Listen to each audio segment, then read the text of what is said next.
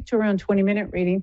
And so you're not going to get your whole life story in that reading, but you may focus on 1 or 2 areas in that session, right? And so that's really us. We're tuning into, let's say you have a question about your job. That would be a psychic reading.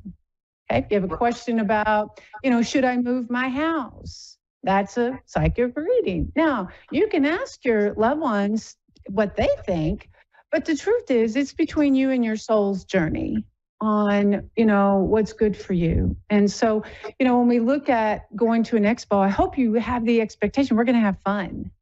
Yeah. If you're in a bad spot with grief, you might just want to get a healing session from a Reiki person. You might want to get a crystal that helps with grief. You don't necessarily have to force, and you really don't want to force getting a connection from a certain loved one, because that's one of the biggest kind of no-nos, I think, that, we want to hear from a certain loved one. As readers, we always hold our breath. We think, please, God, just let them show up, right? Please, God, let them be there. And, what I would say is if you are going to go to a psychic, that's going to be about you, your life, your family. And if we're, occasionally you can ask about situations with family or extended family, but, we're going to focus that on what your guidance is for you and how to handle that situation. Not that we're going to read another person's energy. Right. And so, yeah, a lot of people, and it's not uncommon. Well, what does this person feel about me? Well, that's a psychic reading, but truly, that person needs to be in the chair to ask that question, not you asking for them, meaning we can read your energy. And that's kind of the best practice, is that we stay out of people that aren't there. Right, except for loved ones. So, we've got, and I've got a little tip sheet here, but a lot of folks don't know the difference. They'll say, Jennifer, I want a reading, and I always start with, do you want to connect with your loved one, or do you want to know about an area in your life? Right. So that's the difference between psychic and intuitive. It's the same way. Okay, we're talking to you about you. If you're wanting a loved one, that's mediumship.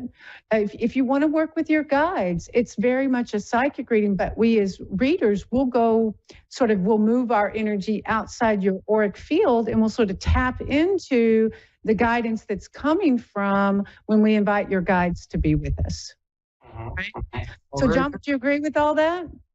I do. I feel like, mediumship is a demonstration of the continuity of life. And it also validates that there is a continuity of life.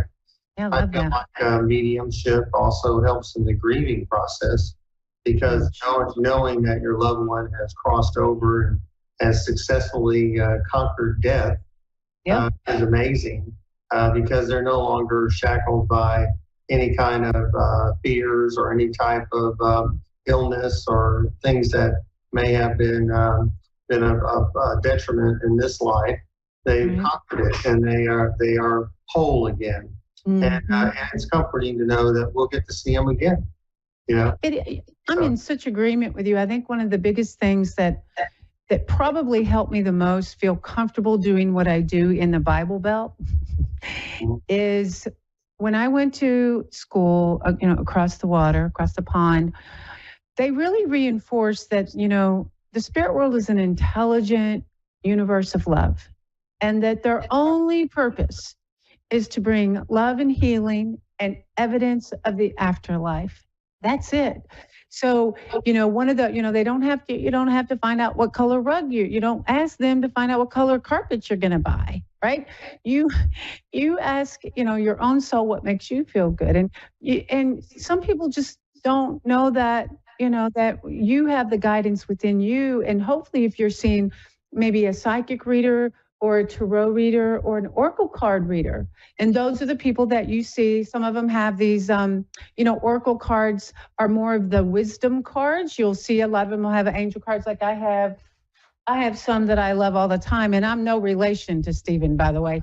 But, I like to use oracle cards for myself so that when I'm feeling an indecision or a direction in my life, I kind of get quiet, I pull a card for my guidance for the day. Now, there are people that actually are trained in how to give readings using the oracle cards. And then there's the tarot cards, which has been around for years and years and years and years and years and years and years. And some people are kind of afraid of the oracle cards because I feel like some of the imagery is, you see the hanged man, you're like, oh my God, is it, am I gonna, is that, am I fixing to die?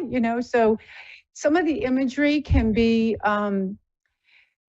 very, sometimes it can be a little weird. It can make people feel uncomfortable. And all I would say is if you're drawn to a person, and I know when I was talking to one of our people that's going to be at the event, Marilyn, she uses, a tarot deck, but she comes from a very high light and vibration. So you kind of get the feel that you're safe in her world, but she still uses some of the old imagery cards, the Rider-Waite cards, which are your typical symbolicism and things like that. And so what I would say is if you're drawn to a certain table or a certain person, if you're connecting with a loved one, I would just invite your loved one to join you in your mind and heart. And is this the person that's going to help you get that message? If you don't feel right about that, then just go to the next person, right? I always think it's better that, referrals are always great, but I also feel that your loved ones can help you sort of tap on your shoulder, nudge you that you feel sort of an opening or a healing about being connected to this person, and I'm sure, John, you've had people say, well, I was just really drawn to you. There's something about you. And I always feel like it's because their loved ones are behind us waving, hello,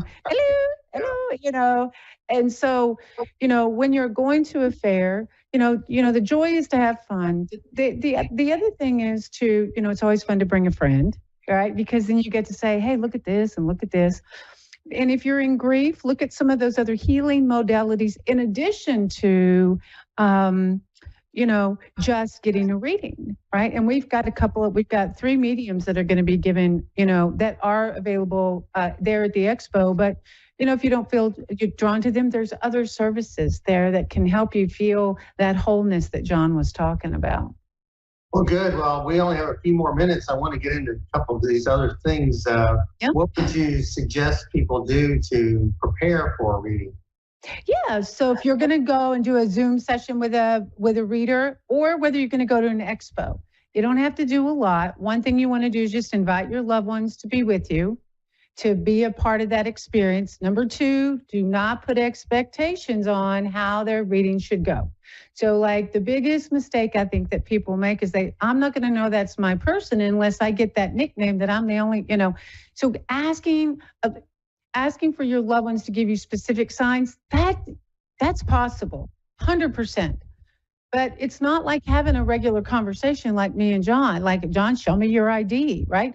So they are, what I would say is be open. If you're drawn to that person, be open to how your loved one comes through with that person.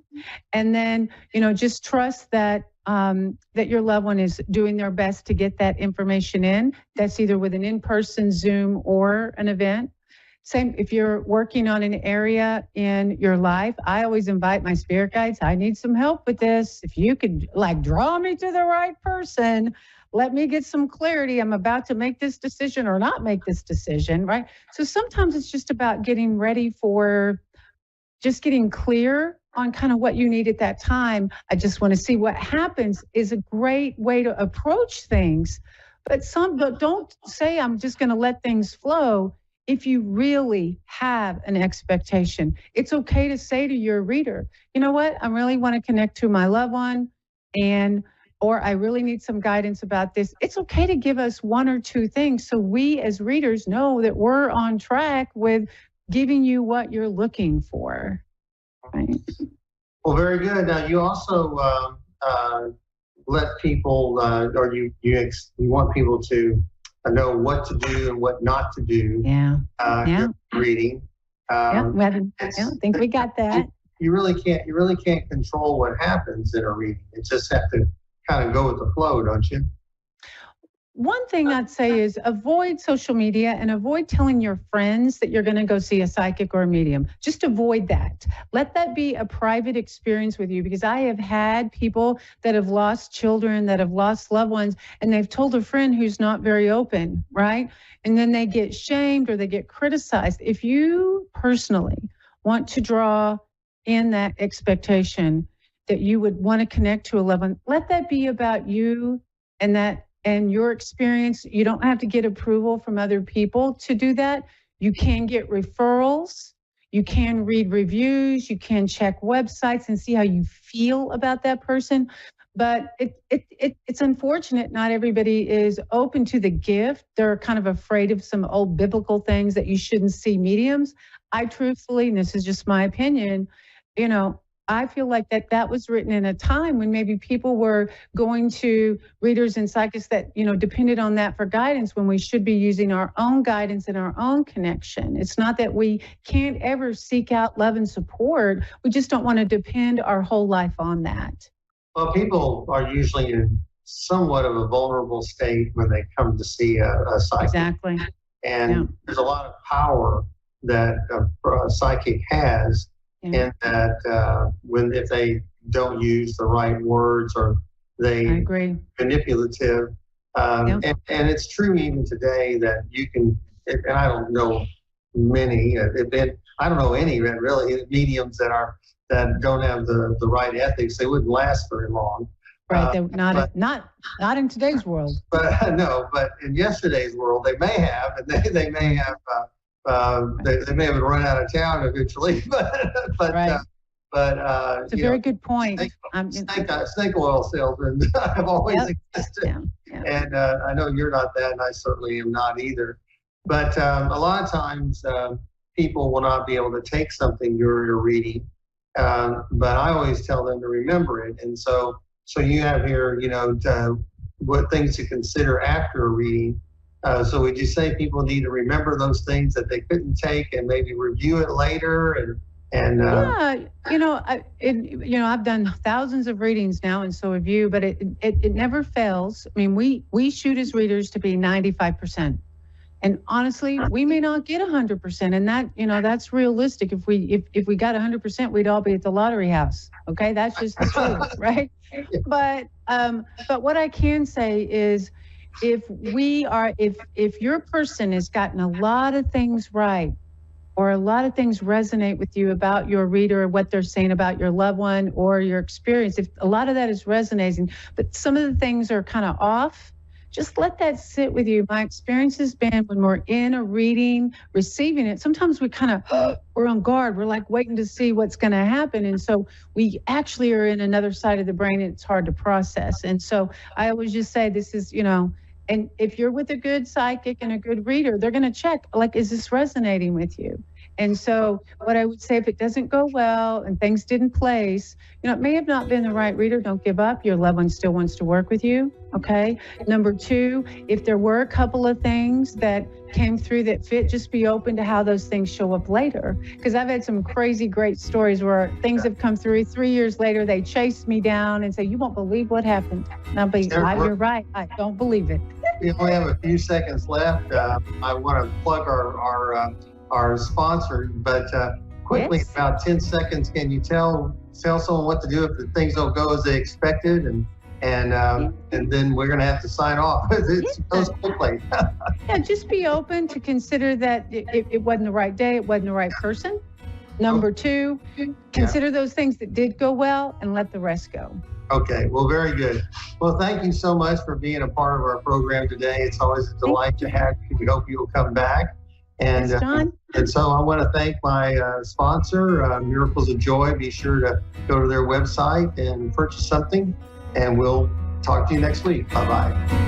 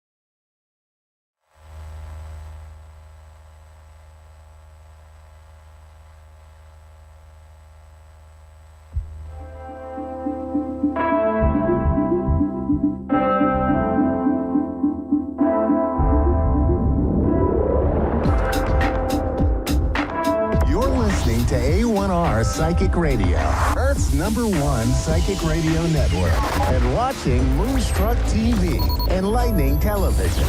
Welcome. Time for Lavender Moon Healing with Bree Patak. Live from linktr.ee/Lavender Moon Healing. Connect direct. In North America, dial 888-454-2751. In London, 20-3519-2158. In Sydney, dial 02-8488-3147. Or online, contact us through our Facebook page, facebook.com/psychic radio. Or one of our websites, askoneradio.com or moonstruck.tv. This is Lavender Moon Healing on A1R, the Ask One Radio Network. Hello. Welcome. My name is Bree, Lavender Moon Healing. I am excited to be here. I'm just Palo Santoing a little bit. We got to clear some energy. It's been a heavy day. The frequencies of the planet are going absolutely crazy. And I don't know about you all, but my emotions, my anxiety, my anger, my rage, it was all going crazy today because the earth is just having craziness. There was 2 solar flares in the last 24 hours, which has a major impact on my energy. Probably some technology goofs happened for everybody today. So I just wanted to take a minute and clear some of that negative energy out and just kind of ground myself and take a minute and just breathe. It's been a day. And I am hoping that you all are just taking a minute with me and just take a deep breath in and breathe out. Breathe out. Let's get all that negative energy out. Let's pass all that energy. We are ready. Do we have a caller? I am ready when you are.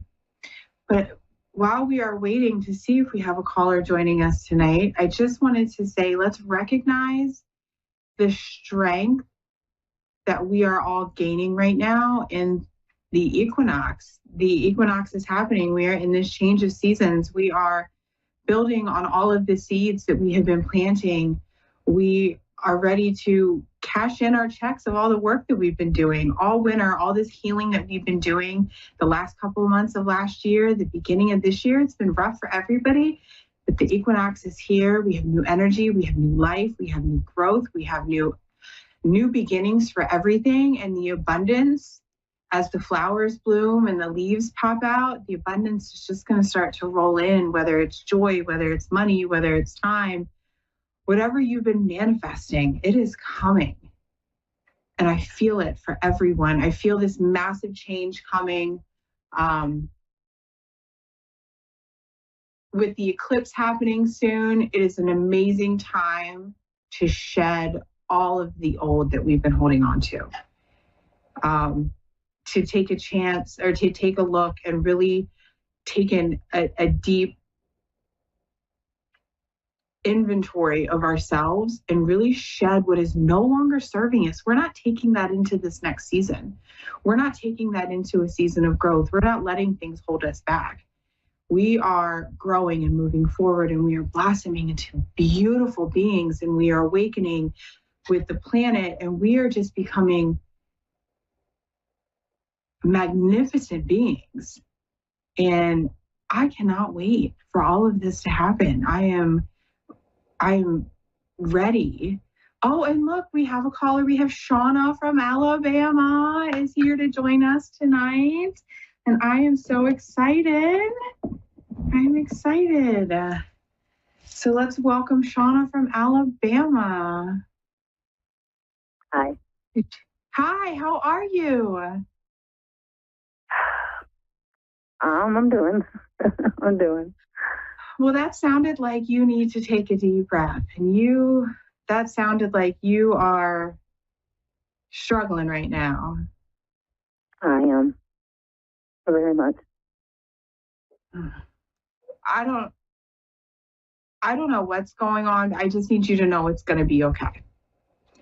Okay. Life is always going to hand us things, and the challenges that we experience and the trials and tribulations are all a part of the lessons that we need to learn in life. And when we go through these challenges and we have these times where we feel like we just can't take it anymore,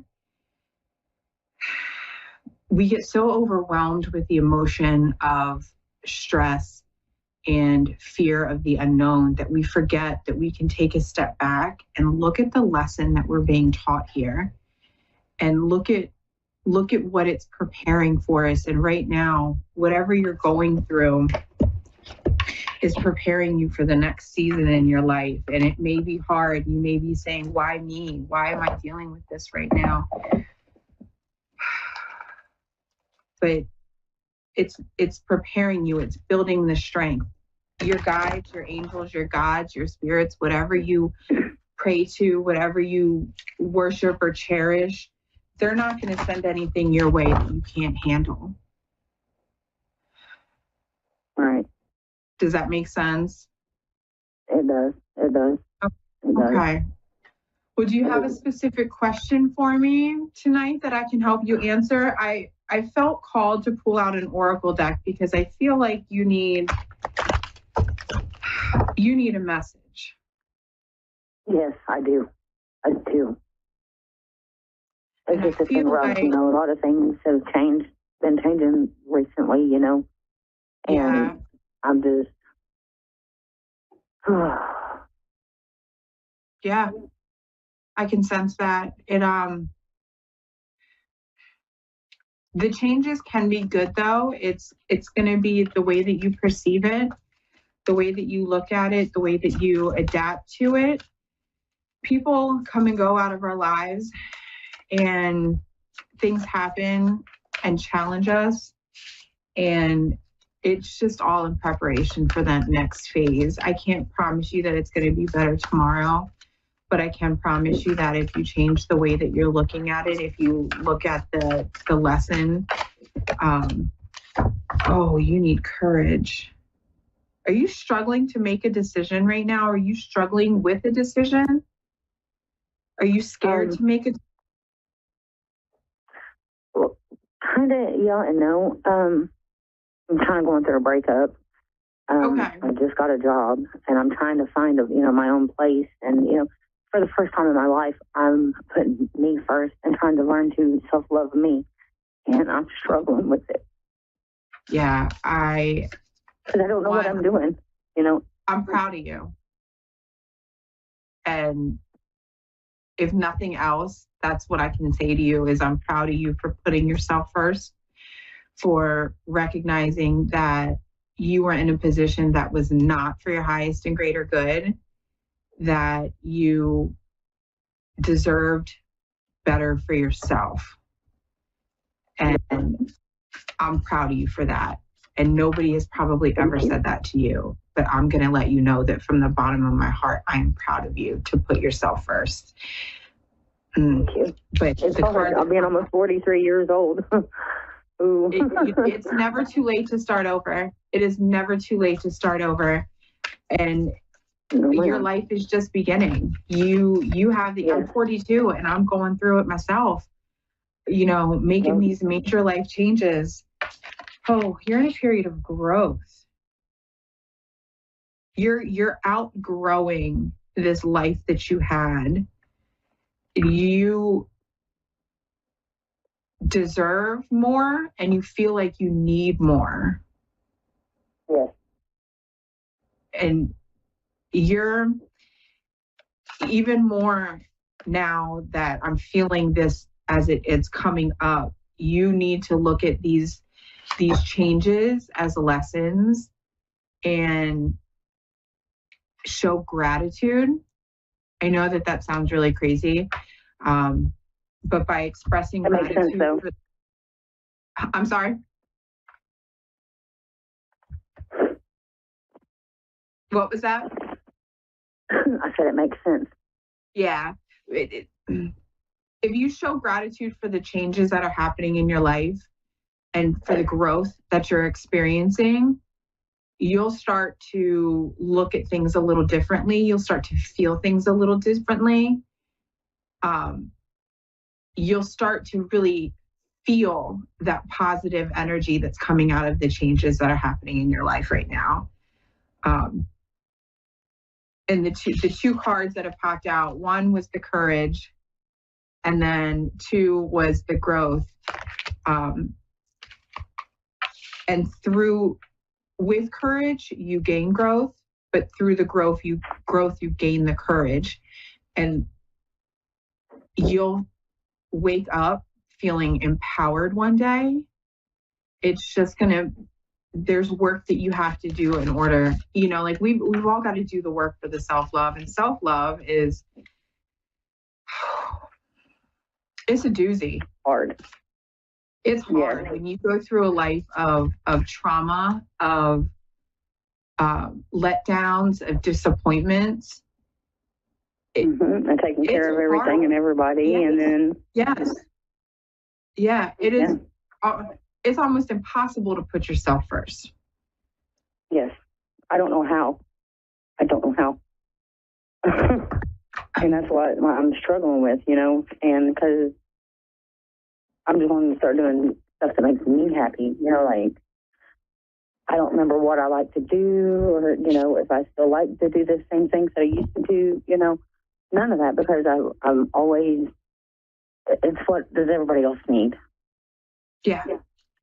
But the biggest sign of courage that you can show right now is putting yourself first. And even if it's 5 minutes a day, the biggest advice that I can give you is, even if it's 5 minutes a day, spend it with yourself in silence, doing, in the bathroom, in a bath, take an extra 5-minute shower, do a quick 5-minute meditation. You deserve those 5 minutes. Yeah. To have to yourself. And I'm going to finish up here, and I'm going to let you know that you can do this. Give yourself those 5 minutes. Give yourself that grace every day, and write affirmations on your mirror. So when you look at yourself, you look at an affirmation that says, I am loved. I am worthy. I am worthy of the love that I deserve.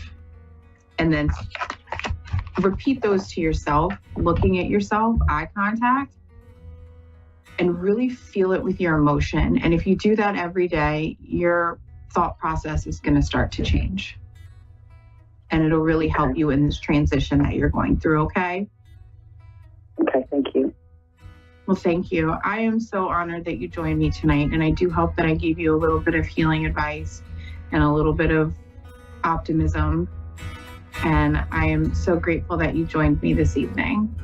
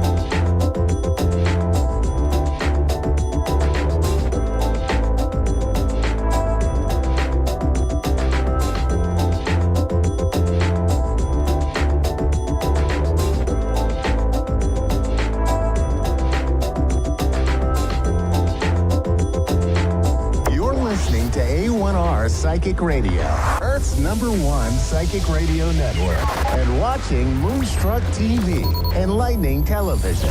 Welcome. Time for Medicine for Your Spirit with Raylene Byrne. Raylene Byrne. Live from RayleneByrne.com. Connect direct. In North America, dial 888-454-2751. In London, 20-3519-2158. In Sydney, dial 02-8488-3147. Or online, contact us through our Facebook page, facebook.com/psychic radio. Or one of our websites, askoneradio.com or moonstruck.tv. This is Medicine for Your Spirit on A1R, the Ask One Radio Network.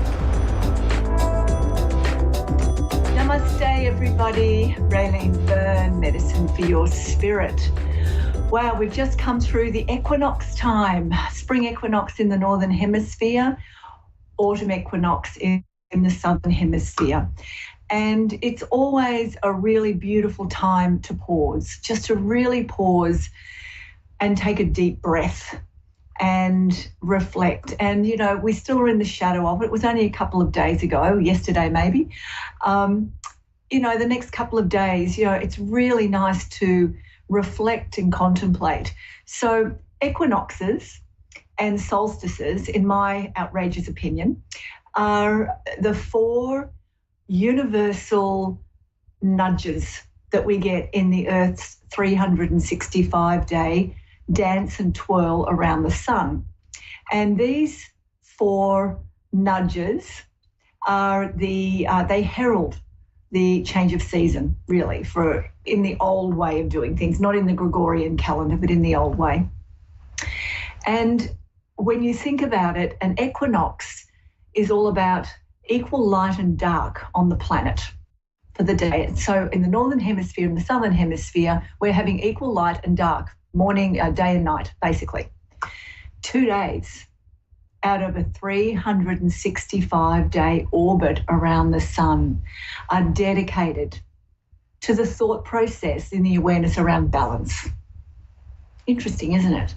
We have so much stress in our lives around trying to find our balance and our, you know, get everything right. And when you step back and look at the bigger picture, we're being shown 2 days out of 365 are really in perfect balance. So what does that say to us? It tells us to relax. Relax. Balance is something that we need to be making adjustments with constantly without the stress. There's a lot of industry around at the moment, you know, helping find your work-life balance and doing this and doing that. It becomes another thing to do and it becomes another stress in our life. So we need to sit back, we need to relax a little bit, just relax. Okay, today's not such a great day. I'll make sure tomorrow I'm just a bit kinder to myself or kinder to others. You know, let's just relax a little bit. So we've just come through this equinox time. And as I said, it's a really beautiful time where the earth seems to pause in its dance around the sun and take a big breath. And for all of us at the moment, feeling that little bit of a pause, and I know many people I'm working with, many clients are saying they feel like they can't really do too much right now. It just feels like everything's resting or it's the pause button has been pushed and they've just got to take care of themselves even better while the momentum is starting to build again or the pause button is unpressed and life carries on. If there's any time that you're feeling this sense of pause, reflect between now and the solstice, which was around about December the 21st. Go back in the last 3 months. It's only 3 months. 2024, we've only lived 3 months. It feels like we've lived so much. Go back and see if the things that the things you've changed, the things you've let go, the things that you've aligned with, how different you are now, what's changed in your world around you. Have a moment of reflection and then offer deep appreciation for where you're at right now. And then the momentum will start again and off we go. We start, you know, moving with the force of life. So I just wanted to remind you of that because, you know, so many of us have been indoctrinated with this push, go, do, keep moving, you know, if you've got a problem, you know, don't sit back, just push through it. in our olden way, it was, that was how it was. It was a world that supported that, but the world now doesn't support that. We've got to actually show up more filled with integrity, more aligned, more truthful, more attuned, and more on purpose, our soul purpose, not our life purpose, our soul purpose. So little things to contemplate over the next day or two as we head towards a big full moon. And we've started the astrological new year. We've started Aries, so it's a whole new beginning. We're coming up to Easter, which is renewal, reset, rejuvenation, and we have eclipse season. So there's a big chunk of energetic push-pull and movement about to hit us. So take a day or two to prepare. Get yourself feeling really strong and balanced and grounded and aligned and really connected to yourself, because the next few weeks are going to be quite chaotic energetically. So I have a caller, Amanda from Texas. Hi, it's Raylene. How can I help, support, offer guidance? What can I do for you? Hi. Yes, I was wanting to see if I could get a love reading, please. A love reading? Yes. Did you say? A love, okay. Love, are you interested in... Okay, I'm not even going to ask. I'm just going to do it this way. I've got my beautiful cards. So we've got Amanda from Texas here, and she's requesting a reading on love. Okay, let's see what we've got here for Amanda. So calling upon the lineage of healers and ancient healers, calling upon the lineage of mystics and mysticism, and calling upon the information of the universe to bring through simple, relatable, doable, understandable information for Amanda about love. A love reading. Okay, let's see what we've got here for her, Amanda. Oops, we've got two that have jumped out. Oh, okay, so the first one here is core healing. So this means you're getting ready for a new beginning. It's you've moved through stuff. It's now time to start getting very, very clear in what you want for yourself, how you want to express that.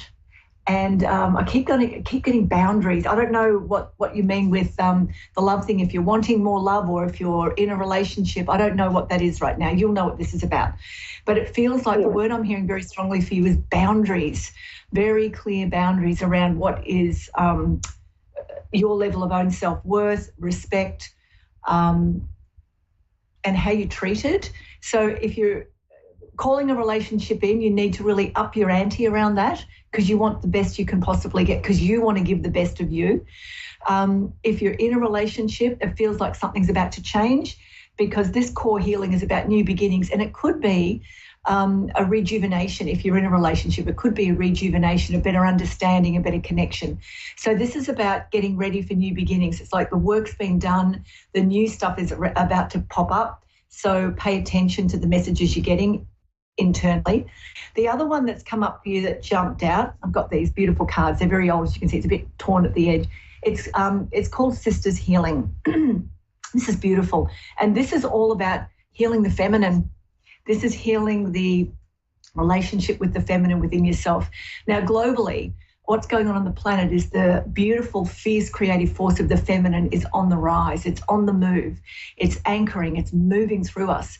And it's starting to show within ourselves what we're willing to accept and what we're not willing to deal with anymore, what we don't want, very clearly. And so this is about healing any feminine traits, stories, conditionings, beliefs around women being less than, being having to be taken care of, not having a voice. Now, I don't mean that it's all about women's lib and feminism and, we are the best and all that. It's not about that. This is about you looking at where you need to up your own relationship with yourself, with the feminine. And that's about receiving. That's about intuition. That's about being. That's about emotional healing. So at the moment, this is what I'm getting for better relationships. You've got to be ready for a new beginning with clear boundaries, and you've got to do some emotional healing in yourself around the feminine, being able to receive, but being very strong in it as well, knowing what it is you want. Okay, does that make sense? Yes, it does. All right. And I just Right want to on the pull one more for you. Just let me pull one more to finish this. Activation. Look at this image right here. This hand, I don't know if you can see this. This hand has got a heart in it and light coming out, and there's a little baby down here. This basically is screaming at me, your life is in your hands. And whatever it is that's you're calling in or you're starting to look at, it's still in the process of formation. It's not quite fully ready yet. So you might be going through a change, you're not fully there, or if you're in a new relationship, you're still formulating your boundaries and how it's going to be and communication. And if you're not in a relationship, you're getting ready to call it in, but you're still doing work on yourself.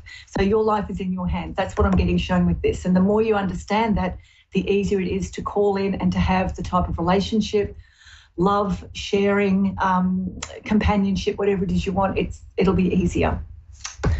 So there you go. That's your message. I hope that's helpful for you, Amanda. Yes, it was. Thank you so much. You're very welcome. You're very welcome. Anything else? No? Do you, hello? Yes. One more question. My kids, are they happy? Are your kids happy? Well, you're their mother. Yes. Can you not tell? Sorry, I don't mean to be flippant. Well, but they're so good, and I think they always tell me what I want to hear, but I want to make sure that they're taken care of and they're happy. So what you need to do is you go within yourself and you tap into your own knowing. You tune into your own instinct, your own intuition, and you start to listen and observe, because actions speak louder than words. And anyone can tell us what we want to hear, but if you're watching and listening on a different level, you'll see the truth. And it feels like you already know it. You know, whatever it is. So you just need to trust that. And sometimes you've just got to accept wherever they're at and step back and go, I'm just going to love them anyway, because that can shift all sorts of things. Understood. So that's the advice I would give. So thank you, Amanda. Have a great Easter break coming up. Enjoy that. Thank you. You too. Bye. So, isn't that great? We've got people asking about love, and that's what we've got to start delving into. The love of self radiates into life. So I'm Raylene. I have a beautiful website, Raylene Byrne, Medicine for Your Spirit. Come and see me. I've got lots of great stuff there. I've got oracle cards there. You can get a free reading for yourself. Beautiful grids. Come and see me. I'd love to see you here again, and watch out over the next couple of weeks with all the energy. Take care of yourself. Like, really take care of your life. Really take care of your soul. Bye.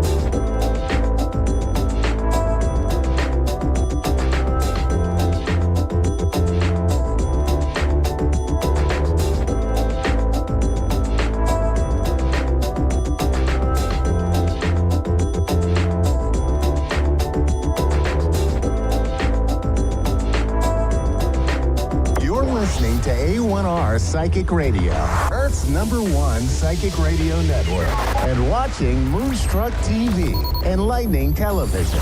Welcome. Time for Sessions with Spirit with Gene Rose. Live from Facebook.com/Tarot Readings by Gene Rose. Connect direct. In North America, dial 888-454-2751. In London, 20-3519-2158. In Sydney, dial 02-8488-3147. Or online, contact us through our Facebook page, Facebook.com/Psychic Radio. Or one of our websites, AskOneRadio.com or Moonstruck.tv. This is Sessions with Spirit on A1R, the Ask One Radio Network. Hello, everyone. Good evening, and welcome to the 12th episode of Sessions with Spirit. My name is Jean Rose, and I'm going to be your host this evening. For those of you that are unfamiliar with me, I am a professional tarot card reader, psychic, and evidential medium. An evidential medium just speaks to the departed. We also offer great detail. That's why I do like to distinguish. It's not one of, more often than not, you hear people use the label medium, and then they give messages such as, oh, he's at peace. And yes, guys, I do voices, of course. The more the show goes on, and I'm just going to say this before I say anything else, the more relaxed, not only am I going to get, but the more I see, I don't call it a vision, but what I want to bring here, what I want to offer the table. And I know being myself and offering that glimpse of me is definitely important, especially since it's what draws my clients to me. And not for nothing, but I'm not going to keep that side from you guys. I'm not. So yes, get ready for it. We're going to go for or on a little bit of a ride. So as I was saying, just putting things into perspective, we have our 12th episode this evening. Like I said, I am your host, Jean Rose. I am a professional tarot card reader, psychic, and evidential medium. Evidential medium is very different than a medium, okay? Like I said earlier, we offer great detail, okay? Definitely do your research when booking with a reader. It's definitely not because I want you to book with me that I say this. It more so is from the stance of this is my wheelhouse. And just as you would want any expert to offer advice in terms of spotting a good professional, that's exactly what I'm going to do. If you book with me, that's great. If you don't, that's okay too. So, but I'd like to keep people informed, especially in this day and age where social media is so prevalent. Isn't that always, I don't want to say a good thing.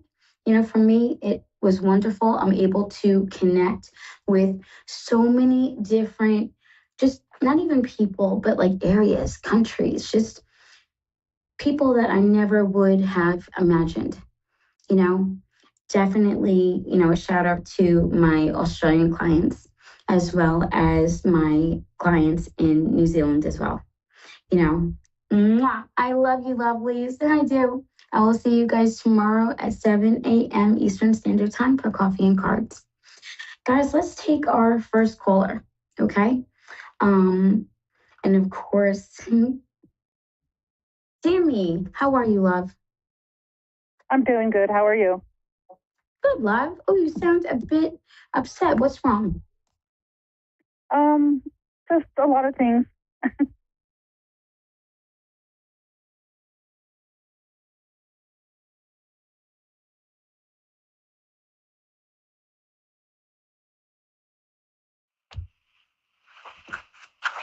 Tammy? Yes. I'm so sorry, love. We are having technical difficulties over here this evening. So I do apologize if we get disconnected. I'm so sorry, love. Oh my goodness. How frustrating, right? You finally get to talk to me, and then it's like, boom, the call is over. I'm so sorry, love. Yeah. So okay. You have my attention now, love. What can I help you with this evening? Yeah, I just want to know how, if anything is going to change. I mean, I'm just having a lot of stress right now. And Yeah. I've had some readings before saying that there's been a spell put on me, and I just don't know who to go to or what to do anymore. Okay. And I was just, it's funny how spirit works, isn't it? The reason why I say that, Tammy, is because I started the show this evening saying to make sure you do your research when you book with a reader. Okay. A lot of readers, and especially, and I you know what, I take that back. So rewind. Okay. Okay. Some people who pose or like to pose as readers, and guys, please, I need everyone to kind of just stop and take this in for a moment. Okay.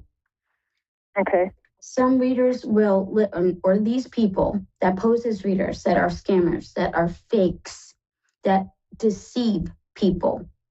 They do it by preying on their fear. For example, Okay. I have seen people on certain social media outlets.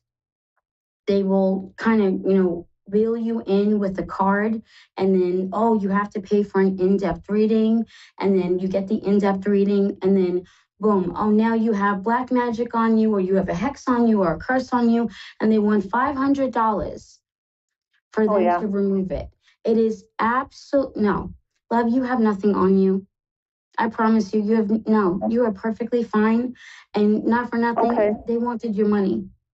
They wanted you. I'm so sorry this happened. If you I never gave them any money, though. Regardless, it's still a scam to draw you in.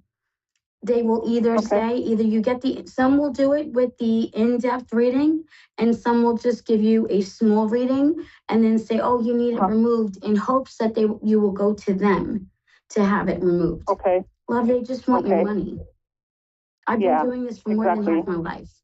And I've been in the online arena for the last 10 years.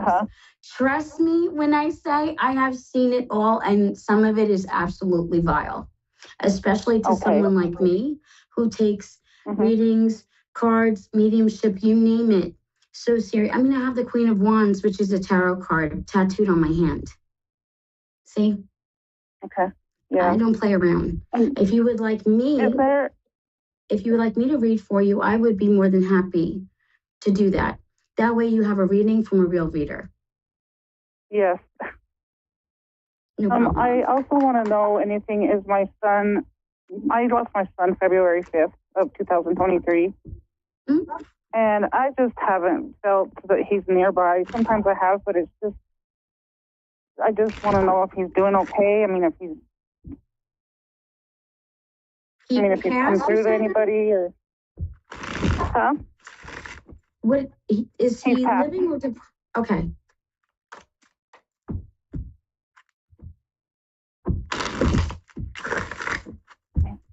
Is your grandmother departed? Yes, she's passed away too. My grandmother, yes. Okay, he's with her. Really? Yeah, love. He's not alone. He's with her. They're together. They're holding hands. They are. Oh my God, he is so cute. Oh my God. He has the biggest eyes. Love, he's adorable. He is absolutely beautiful, honey. Oh my God. I put the cards away. We'll do mediumship. Okay? Your grandmother's with him. Yeah, she's with him, baby girl. They're together. Where does the letter T come into play? Or how does the letter T come into play? What is it? I can't hear you. What did you say? How does the letter T come into play? Like T as in Tom? That's his not necessarily Tom? His name's Travis. Oh, love, he's with you. He's with you, baby girl. Thank you. As a mother myself. Is he with? Does it say anything about this? Is he with my nephew? His name is Julian. He passed away too. How does the number 5 connect to Julian? Did it? Julian and my grandmother. It could be the month of May, or like the 5th of a month, or like 5 years old, or a memory happening when he was something with 5. Because he keeps going. My son passed away February 5th. My son passed away February 5th. Okay, so that's okay. You have to forgive me. I have the three of them with me. In regards to Julian, what's with him with the blanket? What's that? He shows me a blanket. A blanket. Yes. Like almost dragging it on the floor like Linus. A blanket. I don't recall of anything with a blanket. That's okay. Sometimes it comes to you later. Maybe write it down. You know, when you get off the phone with me, blanket. That way you remember. And that way, if it comes to you later on, it makes sense. I don't like to hold anything back during a reading. So everything that they give me, I give you. Because I think that's unfair. Like, how are you going to pick and choose what messages someone receives? They're all okay, though. They all show me white roses, which means or represents that they're at peace. And your son extends his bouquet, and that's going to basically represent thank you for what you did to honor my life. So whatever and what's with the teddy bear, love? Did you have a teddy bear made for him, or did he, like, what's with the bear?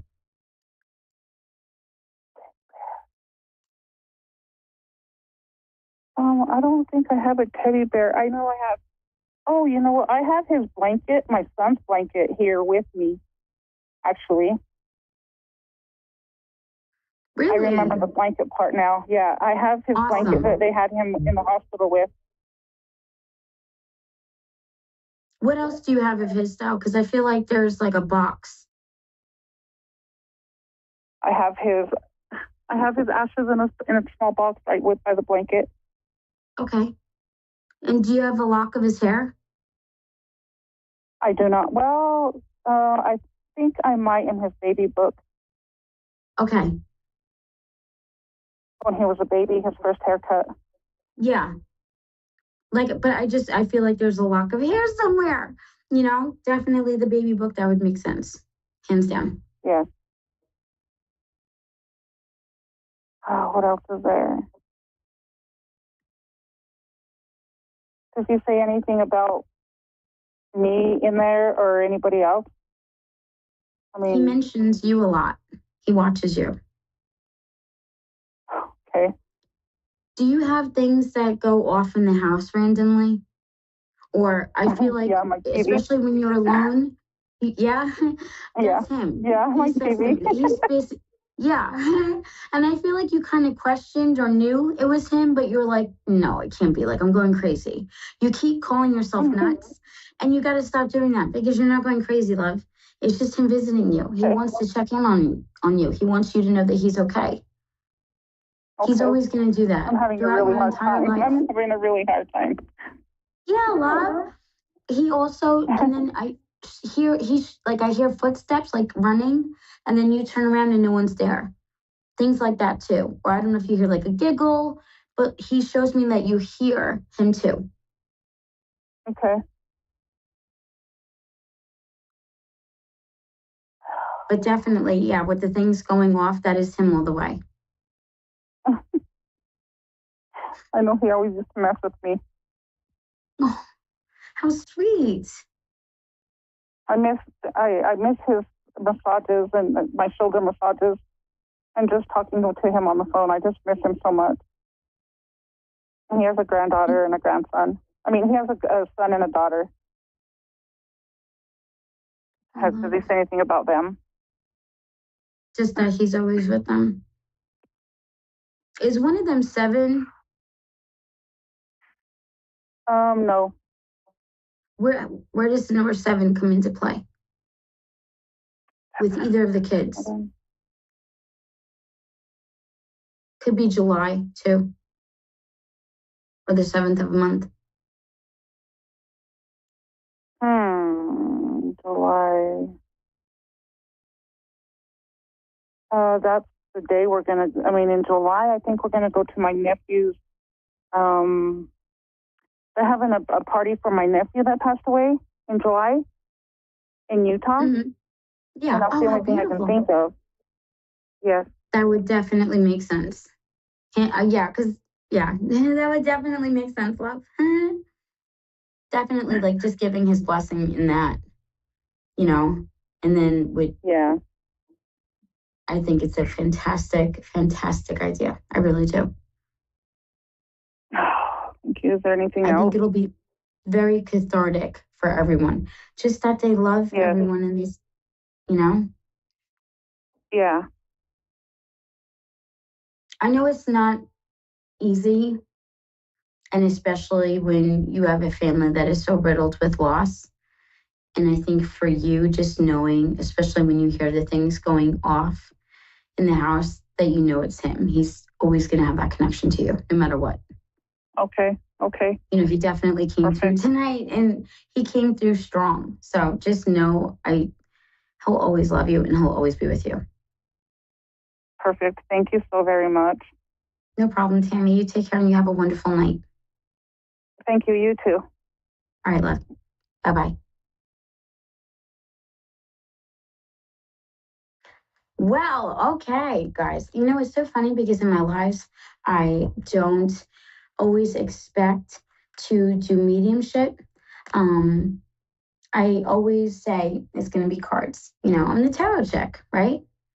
It always blows my mind when I do mediumship because that is such a gift. Oh my gosh, it is. It really is to be able to do that. It kind of blows my mind. It really does. So guys, how do you like that with the curse? Oh my God. And people really do this. That is the unfortunate part.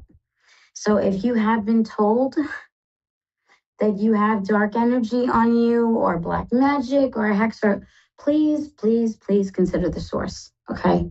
Please do your research when booking with a reader. Make sure they have experience.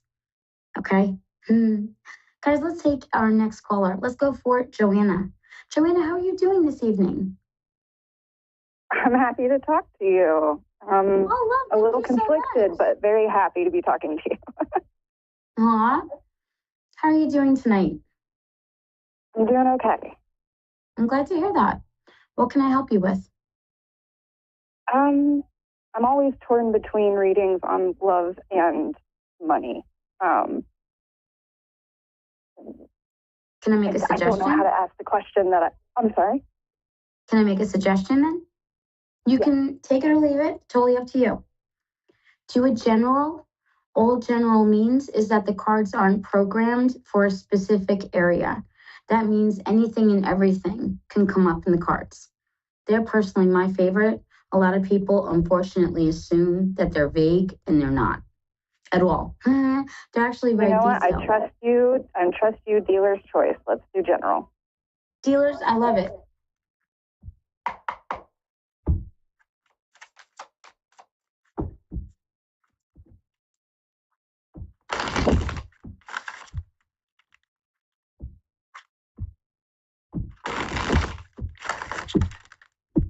Those I'm going to take as lead cards. Those were 2. You have the Awakening and then the Knight of Cups. Have things been a bit stressful? Definitely. Either in love or money, either in those, just in your life in general, because it's the Knight of Cups. Knight of Cups the Cup suit is going to be the equivalent to emotions, and the Knights are going to refer to like movement part, but it's chaotic movement because it's the Knight of Cups. The first card was Judgment. It's the Awakening, making decisions and sticking with them. I feel like you've had a very hard time in doing this. And these were leap cards. What a leap card is a card or cards in your case that jump from the deck as the reader is shuffling. They have special meaning to them because there's a reason why they jump. They don't just jump for no reason. So Judgment, making decisions, sticking with them, that's going to be uber important. So take that strategy on and literally apply it to every area of your life. Look at things through a magnifying glass. Really take that inventory. Like I said, you want to get rid of the chaos. You don't want to spin your wheels or focus on things that you can't change or, can't control even, As my beloved mother-in-law always says, hey, Christy, I love you. She always makes the comment, you can't change when the sun rises.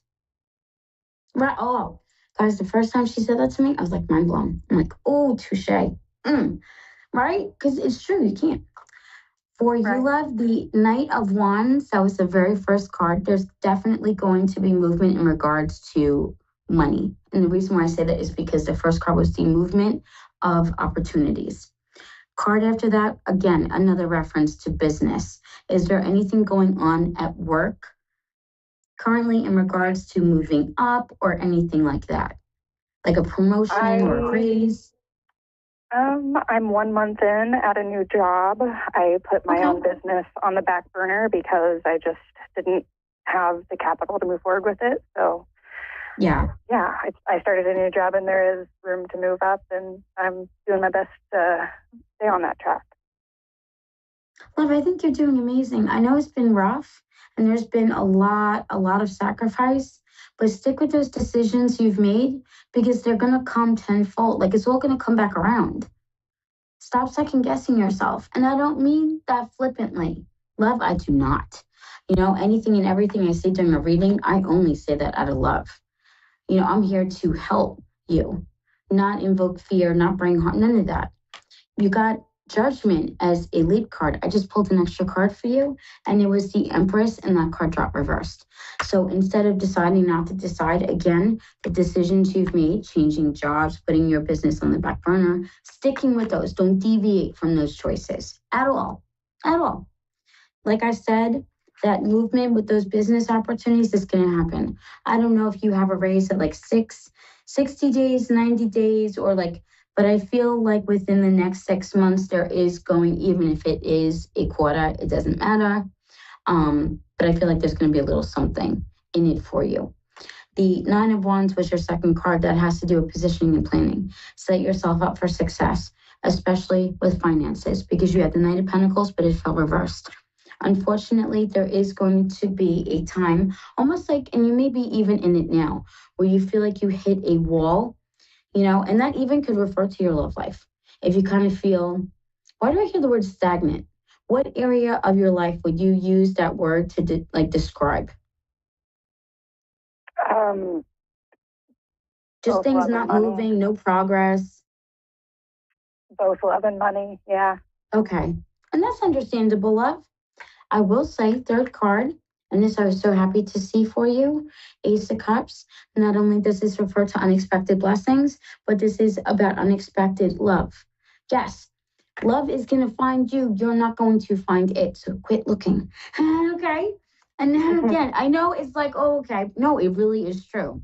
That's how I met my wife. I was not looking at, she fell into my lap, point blank. And that is definitely what I see with clients over and over and over again. Going and following divine timing. You know, many times, destiny. That's so important. So go along with things. How you're going to help the universe is to just stay in that state of gratitude. And I know that's hard when things are stagnant or they're falling apart. But love, trust me, because I put my money where my mouth is. I don't do anything, or like I do everything that like I tell you guys to do. Everything. Whether I'm doing right now, like with you, a one-on-one, or if we're doing a private appointment, everything I say, I try to hold myself to that same standard. I say try because I'm not perfect. It's the same thing. It. Right? Yeah, I feel it. That's why I actually messaged you earlier on your Facebook profile. So I'm so happy that I got to be on with you today. Love, oh my gosh, I was going to do your reading after this phone call. Oh, no That way. is so funny. Oh my God. I swear, look, I have your reading, your request right here. I kid you not. Oh my God. Yeah, love. I had pictures. I thought it was so cool that you reached out to me. Oh my gosh. Well, hello, love. Oh my gosh. Yeah, I find you absolutely Facebook, adorable. You give me the squish. But now that you found me on Facebook, you're going to have to join me for coffee and cards tomorrow at 7. You are going to have a fabulous time. Oh my gosh. It doesn't matter if you watch me or listen to me while you are getting ready for work or what? Yes, it's just something to throw on in the morning to make sure you start the weekend right. Plus, I gave free readings. I will. Yeah, definitely. Going back to your cards, love. Oh my gosh, I'm so glad you called in. Like I said, that Ace of Cups, that unexpected love, those unexpected blessings even. Then that Knight of Pentacles, that card fell reversed. However, don't dread it. Like I said, stay in that attitude of gratitude.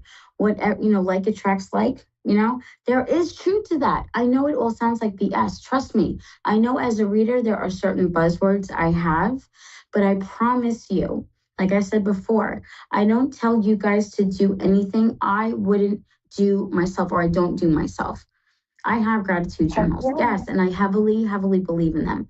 I think that is going to help you flip this energy, right, because it did fall reversed. Then the final card, oh my gosh, love, it was the Fool. And this card is all about moving in the new, yes, just what is the Fool all about? Instead of focusing on the destination, focus on the journey, right? So you got to stay steady, just stay steady, no matter what happens. He's the beginning of the major arcana. So he's not yet tainted by like doubt, fear, hurt, resentment, all of that. He's not, so you got to really look at things with that childlike joy, that childlike gratitude. Think of those like toddlers that are at Disney and they run up to their favorite character, literally with their arms like that.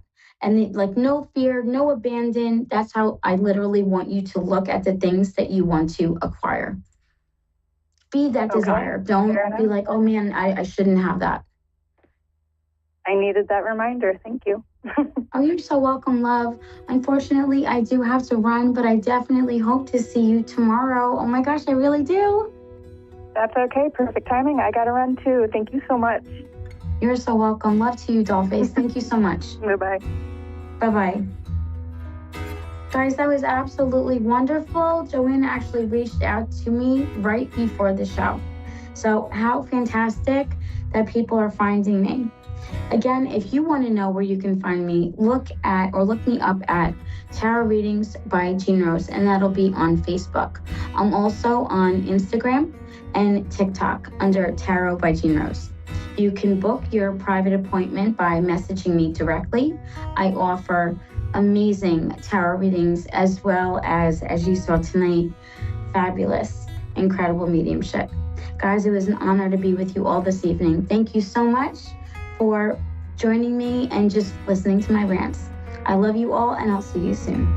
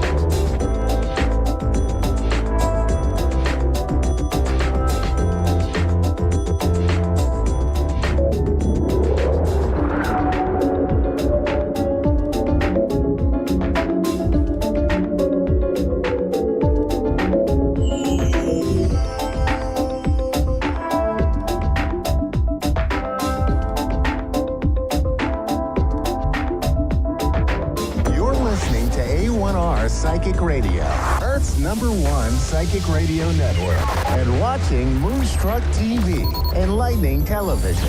Welcome. Time for Spiritual Connections with Psychic Medium Cindy. Psychic Medium Cindy. Live from Facebook.com/Psychic Cindy. Connect direct. In North America, dial 888-454-2751. In London, 20-3519-2158. In Sydney, dial 02-8488-3147. Or online, contact us through our Facebook page, Facebook.com/Psychic Radio. Or one of our websites, AskOneRadio.com or Moonstruck.tv. This is Spiritual Connection on A1R, the Ask One Radio Network. Hi, everybody. How's everybody doing tonight? Hope everybody's having a good day so far today. Weather has been a little wonky where I live here today in Canada. We've high winds and rain and then snow and then rain. And so hopefully all will go well with my internet tonight because we are having a tremendous windstorm here. But anyway, on the side note, I hope everybody is doing well and getting ready for Monday, where we have a full moon lunar eclipse in the sign of Libra. So what does that mean for everybody? Well, you might be starting to feel restless. You might be not sleeping so well. That's probably going to happen to you over the weekend. People may be a little bit more emotional. The Libra sign is all about balance and equality in relationships, and things are going to come up to the surface over the next few days. You're going to start maybe evaluating those relationships. Are they good for me? Are they not good for me? Am I being treated fairly? So these are the kind of things that are going to come through your mind. So don't be surprised. This is what it's all about. Don't do anything rash. Don't, make any crazy decisions. Don't pack your bags and move out. This is not the weekend to do that. You need to just, breathe through it, try to rest, eat well, get outside, get some exercise, and just work with this. The best thing to do with these astrological changes in the universe is just be like, okay, I'm part of it. I'm just going to work with it. So with that being said, while we're waiting for a caller, let's just pull some cards to see how you guys are feeling today. I thought, with all this crazy energy around me the last few days, let's bring out the fairy cards, because the fairies are just so pretty and they're so kind and I just love them. So let's do that. What does collective need to know? All right, first card we have is Precious Time, which is kind of funny, right? Because I was just kind of talking about how, you're going to feel, a little extra tired or a little extra worried or just, a little bit off. So take care of your time. Don't stress yourself out. If you're having a week where you're feeling like, hey, I'm not being productive, I'm not getting things done, that's okay. Sort of nap when you need to nap and really take care of yourself. This weekend's all about self-care. So we're looking at Hope is the next card, which is one of the most beautiful cards, no matter what deck I pull this card out.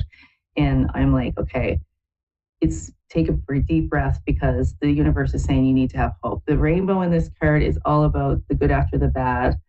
And it is just a beautiful sign from the universe that even though when we have bad times or, we're feeling like just things are crazy and they're never going to get right, don't. Have hope, because things are going to work out well.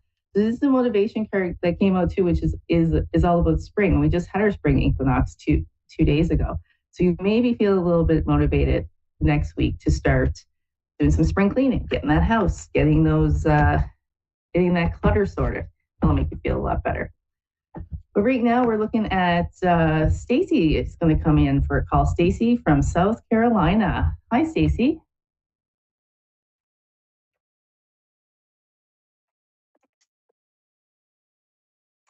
I think Stacy's there.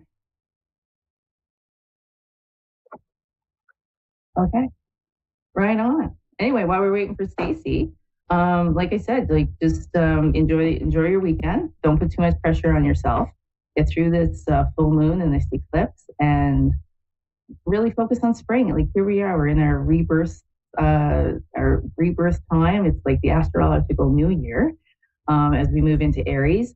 And this is a great time to kind of, make a plan for the spring. What are you going to do?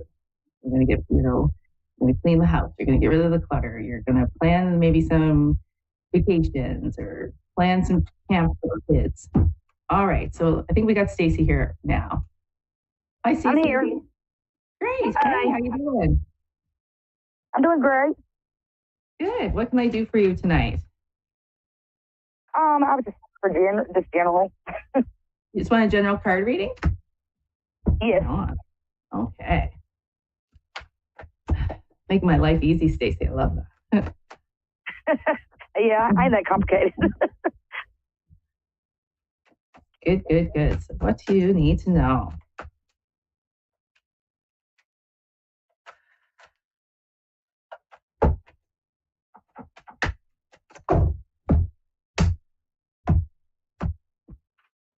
Okay, Stacy, yeah, this is perfect cards for what's going on in the atmosphere here.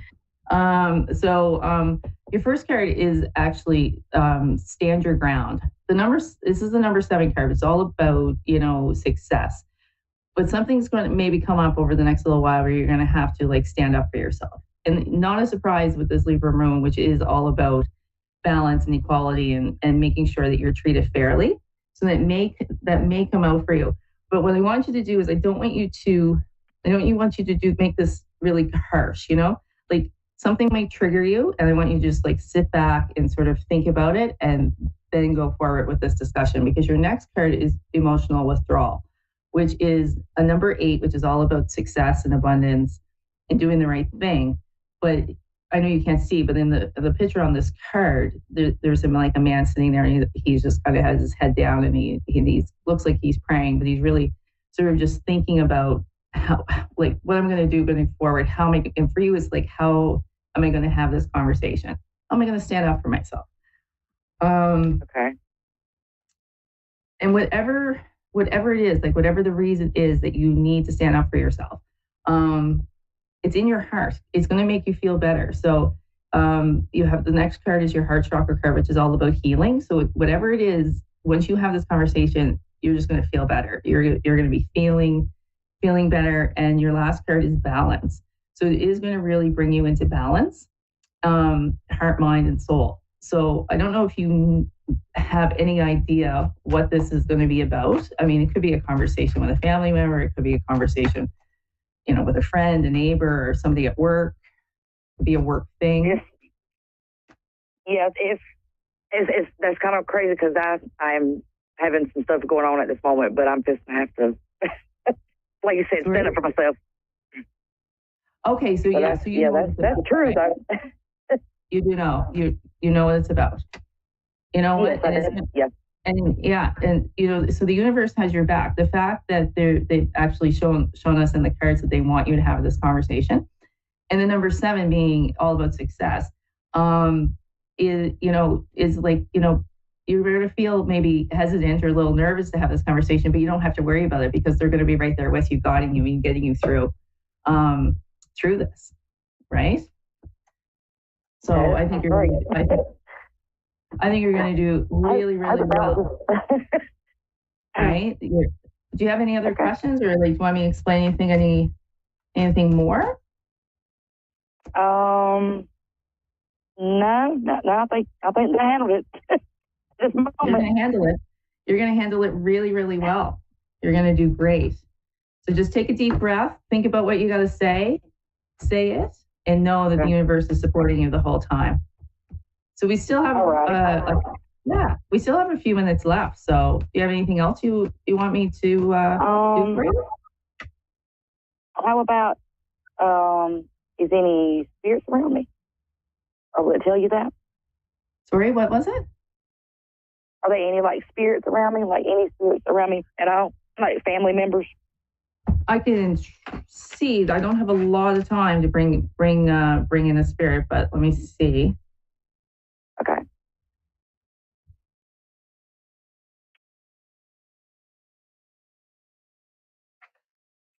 I do see a female,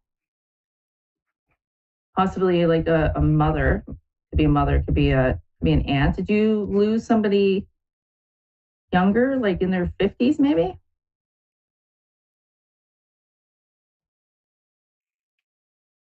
That makes sense to you? Who? Do you feel that maybe do you know of somebody who, like a woman who died, like maybe in her 50s? Yeah, I do. You do? Okay, so that I feel is the spirit that has come through. So I don't know if this is like a mother figure for you, or an aunt, or just a friend. My mom. Your mom. Okay. All right. Yeah. Oh, that's young. Okay. So yeah, she was 53. Yeah, that's really young. Anyway, know that she's always with you and she loves you, because she came out very quick, which is really nice. Because we don't have a lot of time. I'm going to pull some cards. Okay. I'm going to get her to give you some cards, because I don't have a lot of time to pick up on the messages. So I'll get her to do this for you. So the first card that she's put out for you is brought out for you is health. I will honor my physical vessel, and that enshrines my soul. So basically, this is a card of like, just make sure you take care of yourself. Make sure you get your health checked. Make sure you be healthy, exercise. Not like in a crazy way, but go for walks, and eat healthy, and do everything that you need to do to take care of yourself. The next card is patience. So she wants you to have some patience, right? So whatever's going on in your life, she wants you to have patience. But her next card for you is friendship. And this card is, I understand that a friend is in my life for a reason. So we think that basically what I feel that she's saying to me is tell her to like lean on her friends, like go to your friends, talk to your friends, get some advice from them, like enjoy your time with them. They're in your life for a reason, and it's usually to help us. So, and your last card she has for you is success. I know that there is no greater goal than to love, and that's beautiful, because that's how she sees you. She sees you as a success. You were probably quite young when she passed away, so the fact that everything that you've done and everything you've accomplished, she recognizes that. And know that she loves you very much. And reach out to her, talk to her. She's with you. Okay? All righty. All right. Thank you so much for calling in. Thank you. All right. Thank you. Have a great night. Bye-bye.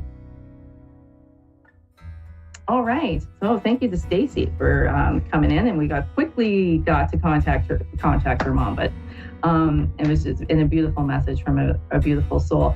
So we're almost done tonight. So you can find me here on A1 Psychics Radio, or on my Facebook account, which is Psychic Medium Cindy. I'm also, you can email me for a private reading at psychicmediumcindy@gmail.com. Remember, I do free readings on here once a week, and then on my Facebook account, usually twice a month. So feel free to like and follow my page, and hopefully we'll do a reading together sometime. All right, everybody have a great night. Thanks.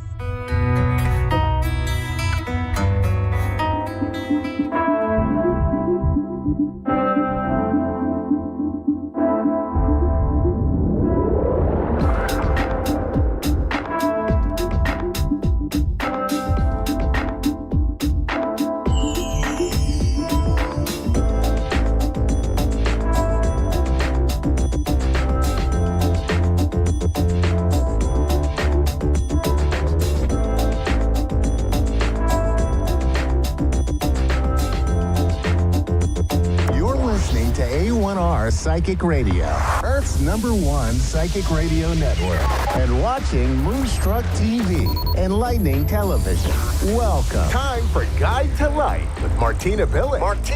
Live from guidetolight.com.au. Connect direct. In North America, dial 888-454-2751. In London, 20-3519-2158. In Sydney, dial 02-8488-3147. Or online, contact us through our Facebook page, facebook.com/psychic radio. Or one of our websites, askoneradio.com or moonstruck.tv. This is Guide to Life on A1R, the Ask One Radio Network.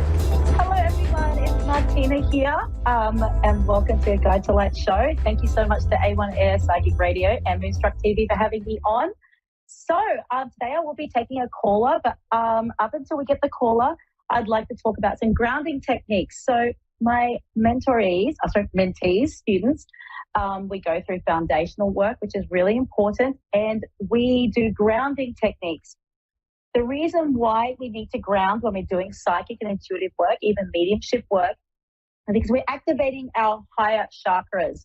And when we activate our higher chakras, sometimes we forget about our base chakras, like our sacral and root chakra. When this happens, we can often appear as to be off with the fairies, and there's nothing wrong with that, but it can make people who are very grounded or everyday people who aren't using their abilities, it can make us seem a little bit crazy to them. And there's nothing wrong with that either. However, it does also show us that we are working a lot with our higher chakras and we need to bring ourselves back into balance. So this can also affect our mental health, our physical health, and our emotional health when we are not grounding consistently. So grounding consistently can come from meditation, doing grounding techniques such as imagining the roots of trees coming down through our feet into the ground, or going out and walking on the grass. That's another great one. We can also go to the ocean, putting our feet in the sand, going in the water, and all those sorts of things. And there are many, many techniques. Just go on Pinterest. I'm ready to take a caller now, so I'll just have a look who we've got here. And let's have a look. I'm excited about this one. I think it'll be good because I'm feeling quite hot, which happens when there's some good energy in the air. So I have Mel from Winnipeg in Manitoba, Canada. Okay, hi Mel, how are you today? I'm good, thank you. How are you? I'm very good, thank you, Mel. I'm just saying hello to you from the sunny Gold Coast in Australia.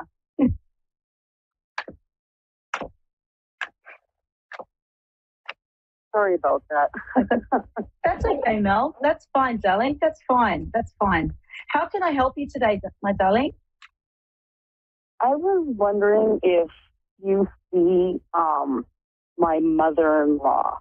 You can tell me a bit about her. Okay, all right. I'll just get switch gears and we'll see who's here to say hello and we'll see if we can call her forward and we'll go from there. Okay, Mel? So hold fast. Okay. Okay. All right, I'm just going to set the intention to bring through a beautiful clear mediumship reading for Mel. She is requesting to see her mother-in-law. Spirit, can you step forward? Or I'm not going to tell who's going to come forward, but we'll see if we can get the mother-in-law forward. Can we please connect with her today?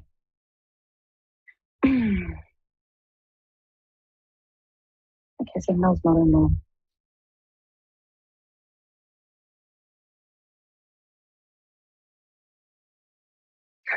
Okay, so Mel, I do have a lady here.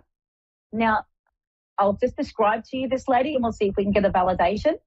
So this lady was a robust woman. So she was quite sturdy. And I can see that her legs were actually very, very thick and very, very sore and very, very tired. I feel like there were varicose veins in her legs. And I am feeling into this lady. She had to sit a lot because of her weight. She's presenting herself in her late 60s and she has late 60s to early 70s, but I feel like she might have dyed her hair for quite a bit, even though her hair was grey. And I've got squarish kind of glasses, and I'm feeling she did have large arms, large legs, and I am seeing a lot of circulation issues in her body. Would you understand any of these details from this woman? No. Okay, no. So we'll keep going. I'm just going to see who this lady is. So we might not have your mother-in-law, but we can see who this lady is, and I want you to keep your mind nice and open. And I apologize, I can't get your mother-in-law at this point in time, but she might be some sort of connection to her, okay? Oh, okay. She was a bit stubborn, so. Okay. Hey, mother-in-laws, I know, don't worry. Okay, so this lady that's here, she's actually sitting right beside me. Now, she did have a lot of issues with her legs, and I feel like there was some bad circulation issues with her legs up until when she was transitioning. She had a really big comfy chair that had wooden, there were wooden sides on the chair, like wooden arms there, but the chair appeared to be a kind of leather chair, and she sat there quite a bit. Now, this lady used to do everything from this coffee table that was right in front of her, and I feel like she was she was quite overweight for many years leading up until when she transitioned. The house that I'm seeing, there's like brownish carpet that have brown patterns in it. I feel like it hadn't been changed for many, many years. This lady had a lot of things, like little figurines and that around that were from a very, very long time ago, and she'd always had them. And I feel like there was a bit of dust collecting on a lot of things in her home. I feel like she's living alone, so I feel like her partner passed a long time before her. Would you understand any of these details? Possibly, yeah. I'm kind of thinking of my grandma. Okay. And would you understand that this lady had a coffee table in front of her that would have had all of her little things on it so she could easily just reach and get her things so she wouldn't have to move? She had like a china cabinet. Okay, all right. She did have a lot of little things around her house, but I'm just talking about where she sat, where she spent most of her time before she did pass over, that there was a coffee table in front of her that had lots of things that she could easily reach. Lots of things, her pills, her water, her all sorts of things. She's just really drawing my attention to this. Oh, okay. Geez, I'm drawing a blank. Okay. That's okay. That's okay. Would you understand that she played cards, like playing cards? Yeah. She played cards at the table. Yeah. Okay. But was it something that she was pretty good at, and she would have played for a very, very long time? She just played. What's that game called? Solitaire. Gosh. Bridge. Yes, solitaire. Solitaire. Okay.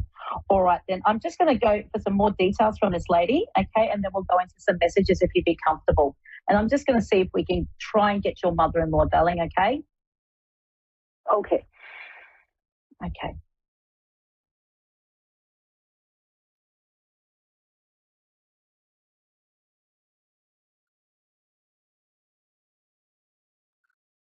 Would you understand that that this lady that I have here, that she used to actually be quite an active gardener when she was younger in her life, but then her gardens sort of really went to the pack, like it got very overgrown and probably would have made her quite sad? Yeah, she was big into gardening. That was my grandma. Okay. All right, then. Would you be comfortable for me to bring some messages through for you, darling, now that we feel like we've got who we've got? Sure. Okay, done. All right, Mel, just give me a minute. Okay, Sweet Spirit, please come through with your messages for Mel.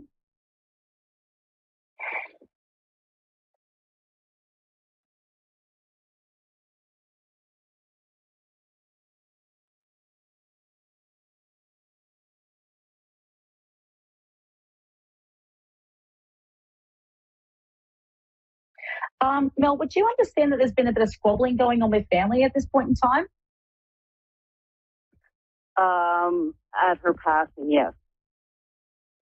Okay.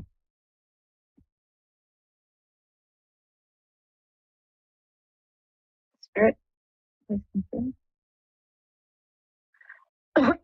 Now, is there somebody at the moment that's got some sort of a respiratory issue as well, like to do with the lungs, having trouble breathing, or just like might be a lung infection?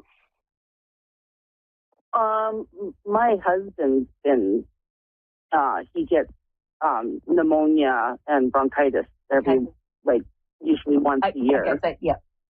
Okay, it's a regular thing. Okay. All right, I'm just going to see why she's acknowledging that, sweetheart. All right? Okay.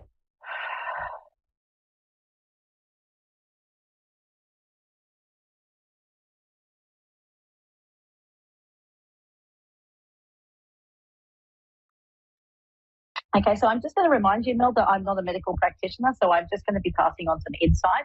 That what the spirit is indicating to me is that there's fluid sitting in the bottom of the lungs. Okay, and I'm not too sure. I think that it might be pneumonia, but it's not getting cleared out. It's not getting cleared out properly, and this is probably why it might be a recurring thing, because she's bringing my attention to also the higher part of the lungs. So first, the base of the lungs. She said it's like there's something condensed down in the base of the lungs, but she's also showing the higher part here that it's very tight up here and very hard for him to expand oxygen into the lungs.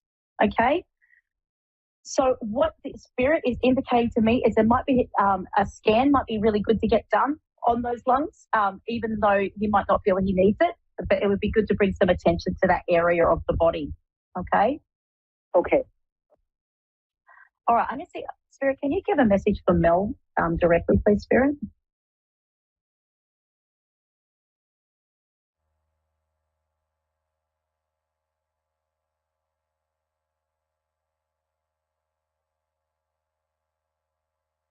Okay, so the spirit is showing me something. I'm trying to work out whether it's a memory or something she thinks it would be very nice for you to do. I'm aware that there's some really great, amazing lakes in Canada, but she's pointing to one lake in particular, and it would have been something that you visited before and probably plan on visiting again. I feel like it's a place that you've always gone. There's stones. It's not like sand around it. There's sort of stones around it. Would you understand this lake, my darling? Would that be connected with this lady? What's around it? It's like there are little pebbles around the lake. It's not sand, or it's like a gravelly pebble around the lake where you walk down to the lake. You can hear a crunch, crunch, crunch when you walk to the lake. I'm just trying to work out if it's a nice memory or if it's something that she's encouraging you to go and revisit.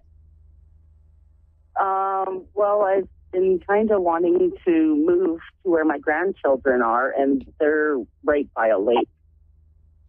Really? Okay, interesting. Yeah. So spirit might be just acknowledging that fact, or probably giving you a little push to be around your little grandchildren.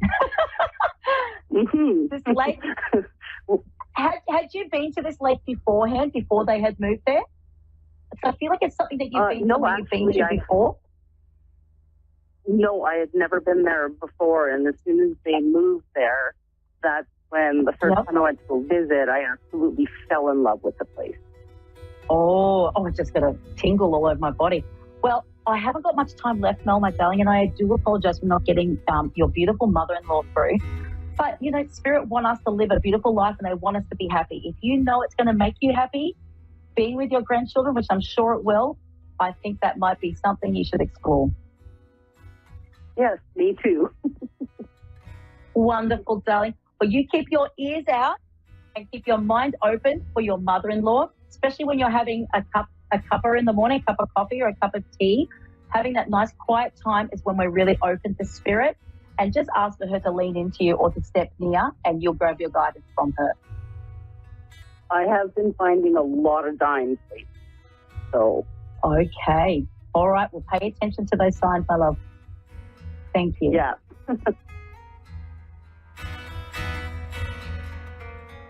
All right, Mel, my darling. I wish you all the best, and I hope to see you on the show again. Okay. Thank you so much. Bye, Mel. Bye-bye, love. All right. Thank you so much, everyone, for joining in today. Please check out my website, www.guidetolife.com.au. I have an amazing app that teaches psychic development. And there's all sorts of things if you go onto my bio on my page. And please add me on Facebook, Martina Billick, Psychic Mentor. Thank you.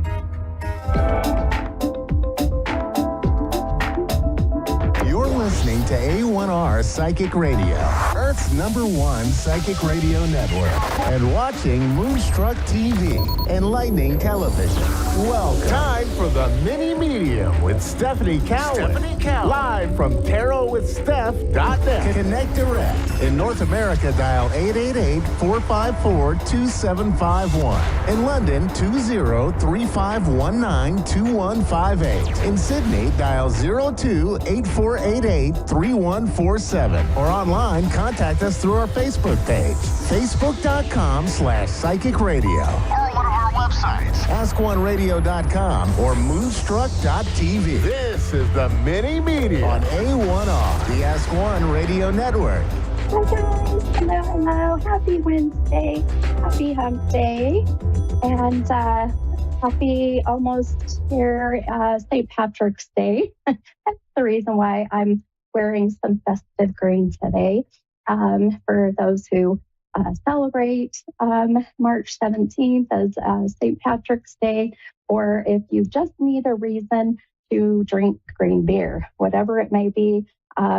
I wish you all of the best and be safe. Anyhow, I am your mini medium on the A1R Psychic Radio and the always amazing and beautiful Moonstruck TV. And I hope you all are having a beautiful day, a wonderful start of, I guess we're in the middle of the week-ish, right? So I seriously have so much going on this week, so bear with me if I'm a little bit scattered more than usual. I have a huge event coming this Saturday night that we're going to be doing at a fun bar here in Harriman, Utah, called Redemption Bar and Grill. And I just get so excited. They have got me where I am there every third Saturday of every month. And it just so happens that this Saturday is the Saturday before St. Patty's Day. So it's going to be fun, and I can't wait. I've got so many amazing things planned. So if you happen to be in Utah and you want to head to the Harriman area, come see me at Redemption Bar and Grill. And that's Saturday at 6:30 p.m. And that's here in Utah's Mountain Daylight Time now. We just went through daylight savings. And speaking of which, I'm still trying to catch up my 1 hour of lost sleep. So I need all of my beauty sleep.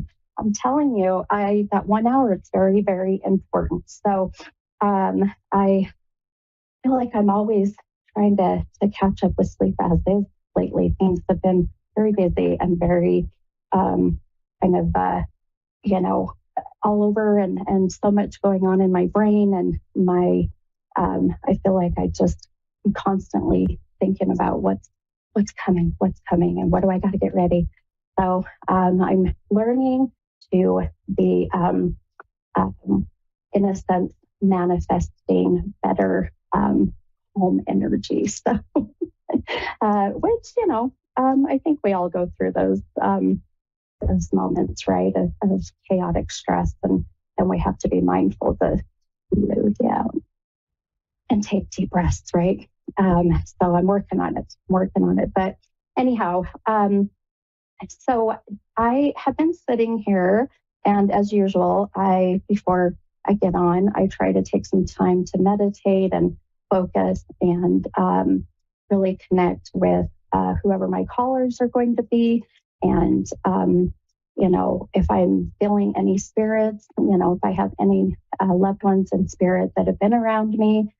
And I've got other family stuff going on that has really weighed kind of heavy with me the last few days. So I'm not going to lie, it's been a little hard to focus and be grounded and centered.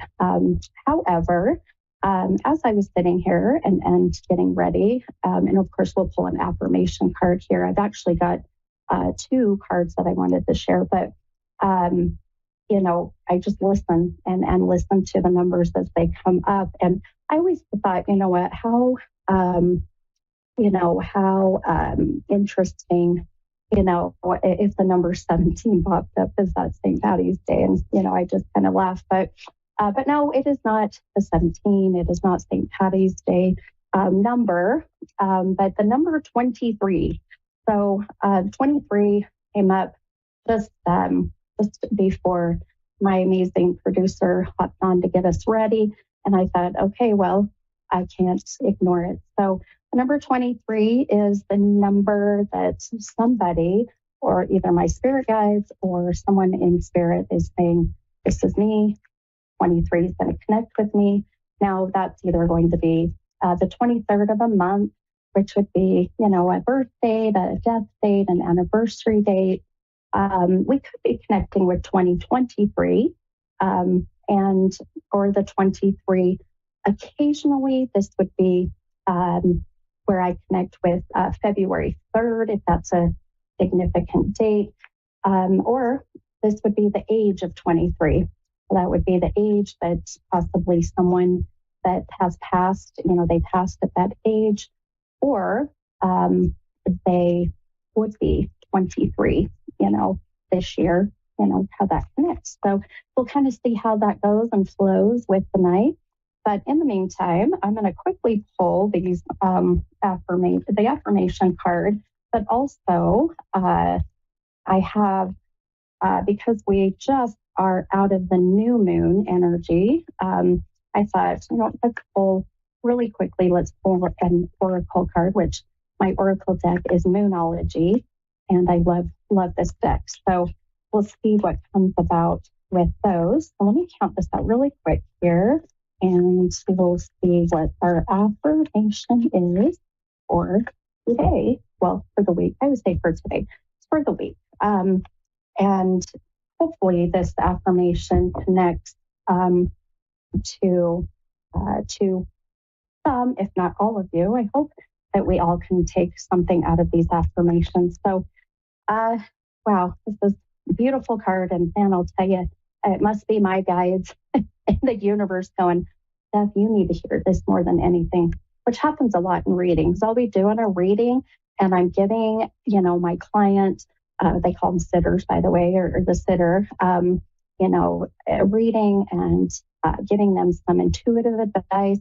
And I pause for a moment. It's like my guides whisper or yell in my ear that I need to practice what I preach, listen to more of what I'm getting.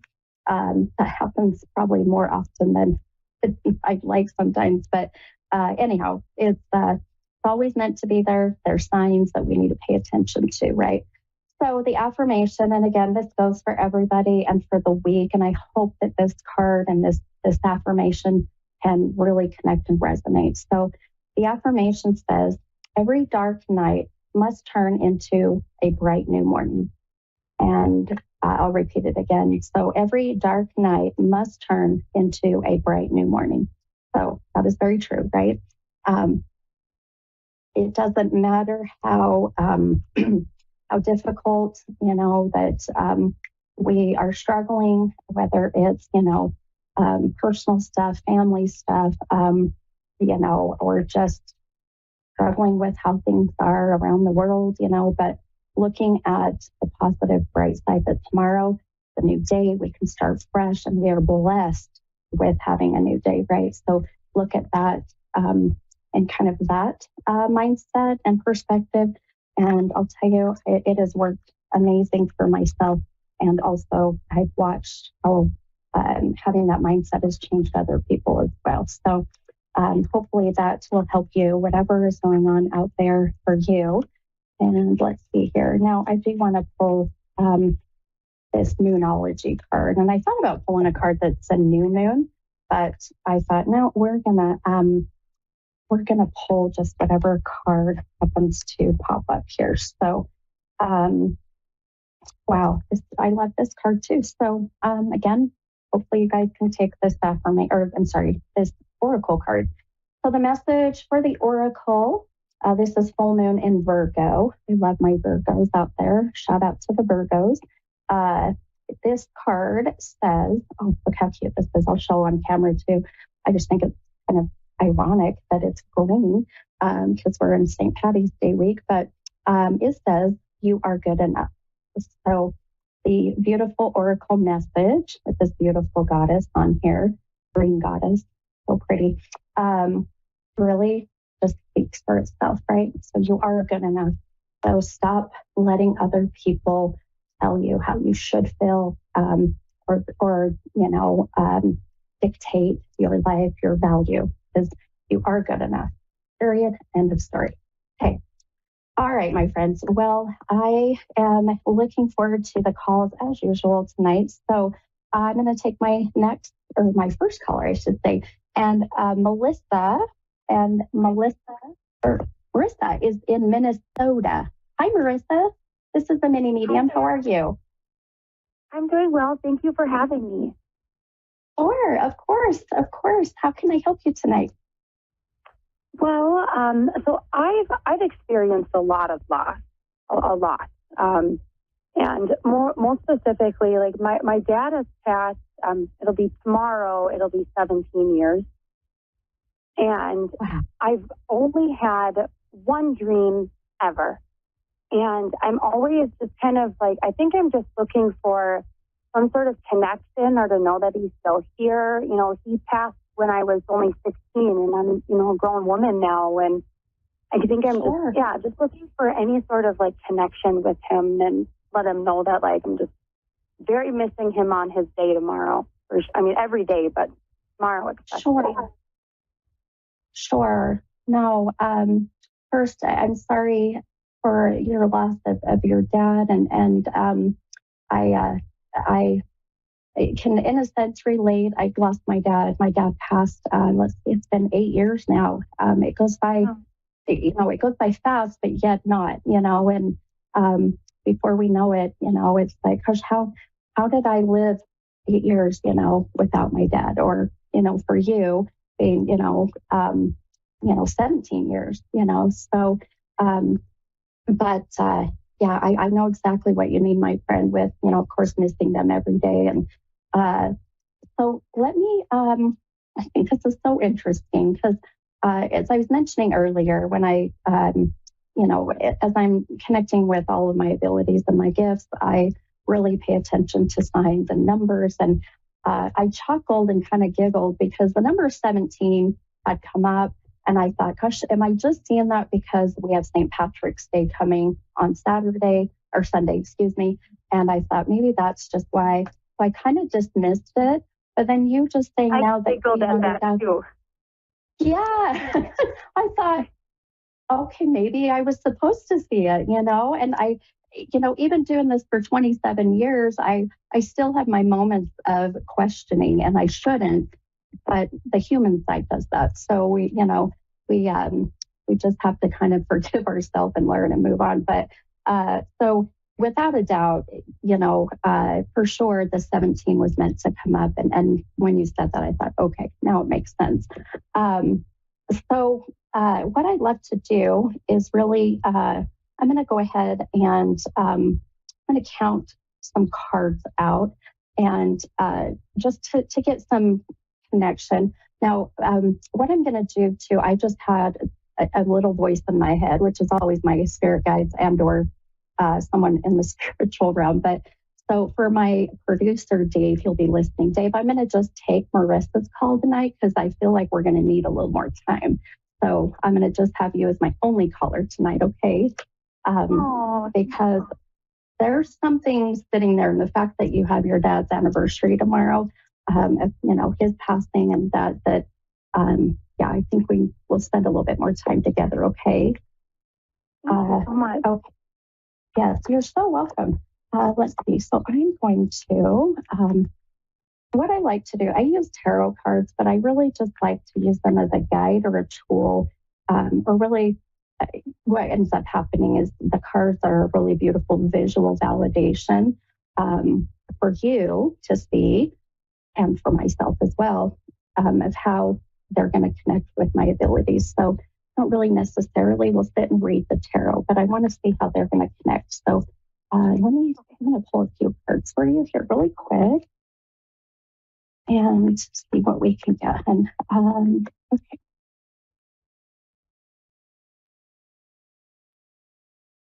Give your dad some time to step forward if he's going to come through for us tonight. Okay. All right, my friend. So, all right. So I pulled a couple cards. Now, I'm going to kind of, you're not going to hear me say much for a moment. What I'm doing is just really kind of quieting my mind and see if I can get much connection with anyone, but hopefully with Dad, okay? So give me just a moment here. Now, this is already interesting. I'm all about numbers. I love numbers, numerology, very important in my readings. I pulled two cards, just random, and the two cards that I pulled, one is number 7, the other is a number 8, which those two cards together, those two numbers equal 15. Now, I thought I heard you mention something about, was it the age of 15 when Dad had passed? I was 16, but it's weird because 15 was when we really connected and got really close.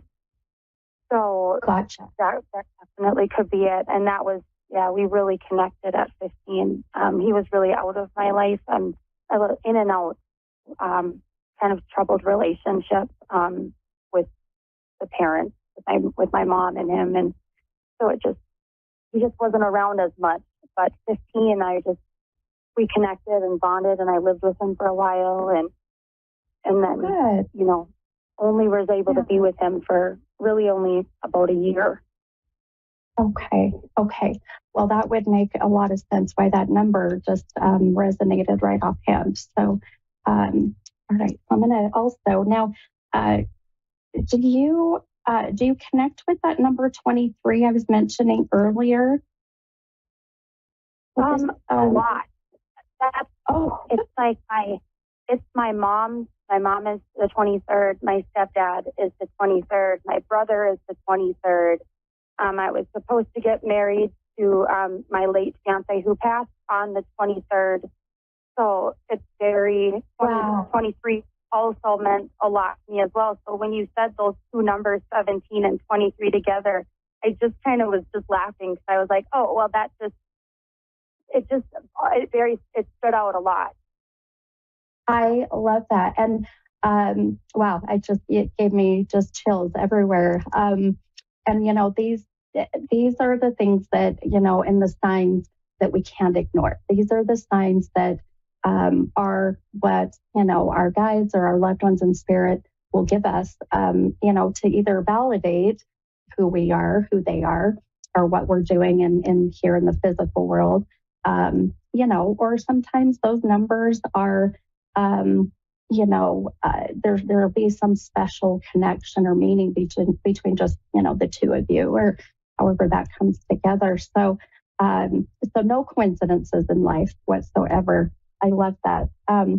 So without a doubt, my friend, the 17, very much connecting with Dad, the 23, connecting, with many things, especially, when you mentioned that, you were going to be married. And I'm so sorry for the loss that, of your fiance. Man, you're right. You've had many, my friend, many. And you're too dang young. I can just feel your energy and just too dang young.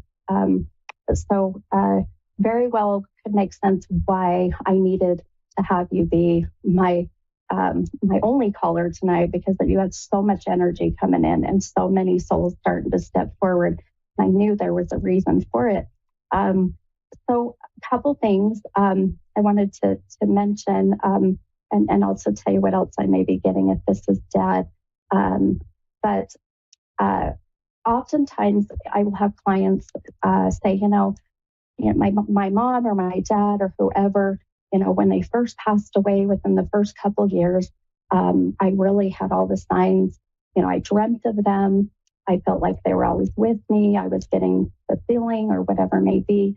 And then as we move on through life, we start to think, gosh, they're not there as much, or I'm not having the dreams, or I'm not seeing the signs. And then we start to question, well, where did they go? Are they not with me? And for one, they're always around. You just have to ask for them to be there. The reason that you start to have those feelings of kind of disconnect is really because our loved ones in spirit they don't want us to live in that deep grief, and they don't want to be that constant reminder of their passing. So what they do, in essence, is they maybe don't give us, all those signs and symbols, So pay attention still, but just know that there's a reason, and they're doing that to take care of us, to help us. And I'm the same way. My mom passed 11 years ago, and I don't see or feel my mom as much as I used to, but I know she's there. So that was one thing I wanted to mention. The other thing I was getting, which I think is absolutely beautiful, your dad keeps showing me, and I keep getting, which is just very interesting. So it's a pretty good big size number. But I just got 56, 5 and 6. So this is either the year 1956, the age of 56. No, he was really, really young when he died. He was 34. He was 34. Okay. Okay. Okay. It might have been close to the age that my grandma was when he passed. That kind of sounds familiar, maybe. Okay. I'll have to think about that one more. Okay, that's okay. Yeah, think on that. And now, being that that's such a large number too, this can be connected. Oftentimes souls will do this too. But the 5 and the 6, it could be May 6th. Again, there's a date.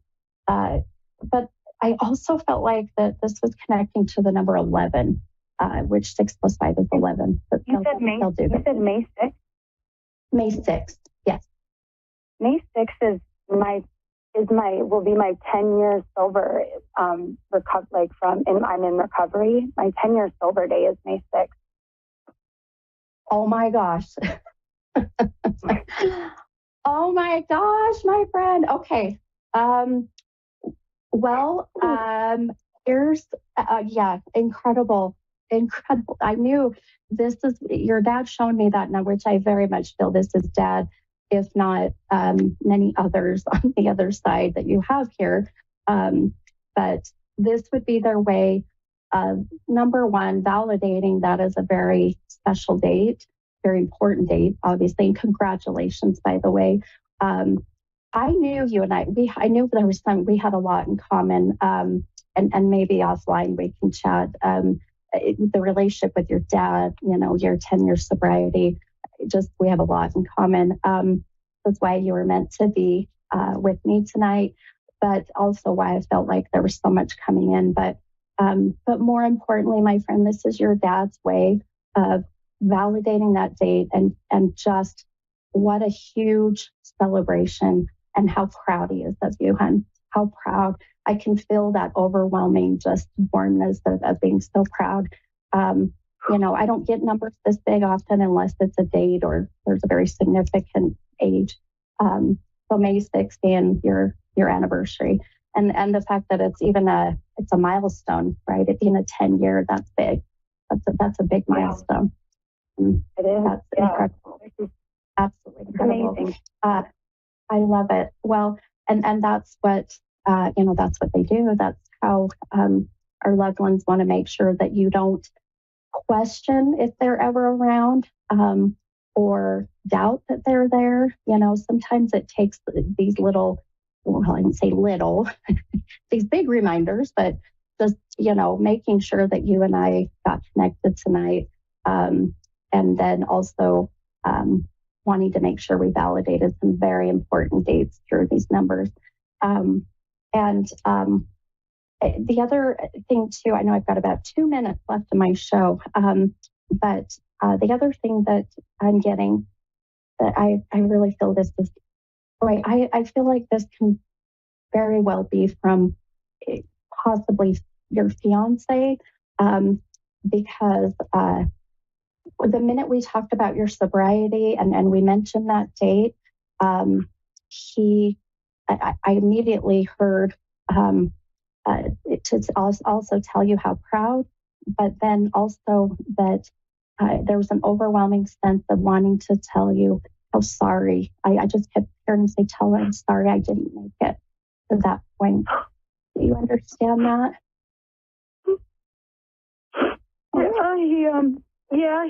My fiance died from an overdose 6 years ago. It'll be 6 years in April, and he didn't make it, and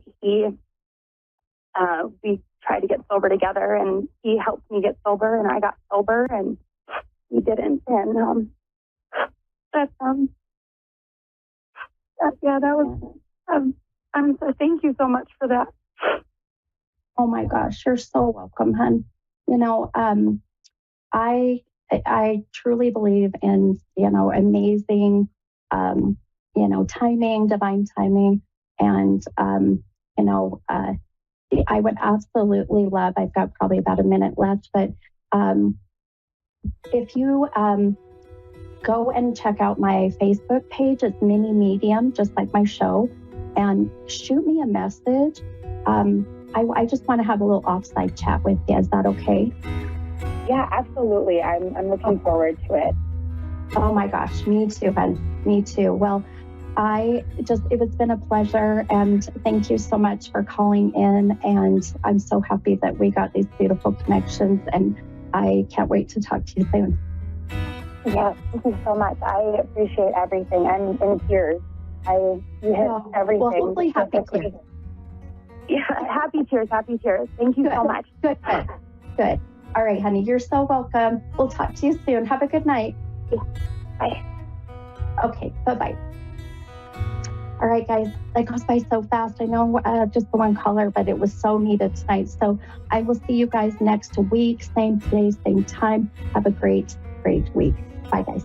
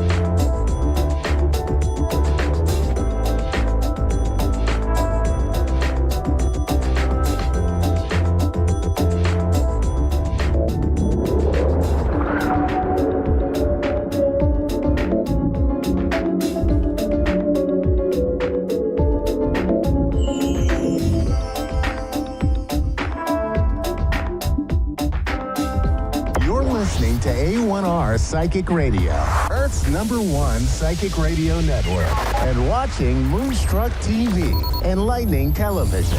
Welcome. Time for Understanding Spirit with Mary Shapano. Mary Shapano. Live from MaryVCircles.com. Connect direct. In North America, dial 888-454-2751. In London, 20-3519-2158. In Sydney, dial 02-8488-3147. Or online, contact us through our Facebook page, facebook.com/Psychic Radio. Or one of our websites, askoneradio.com or moonstruck.tv. This is Understanding Spirit on A1R, the Ask One Radio Network.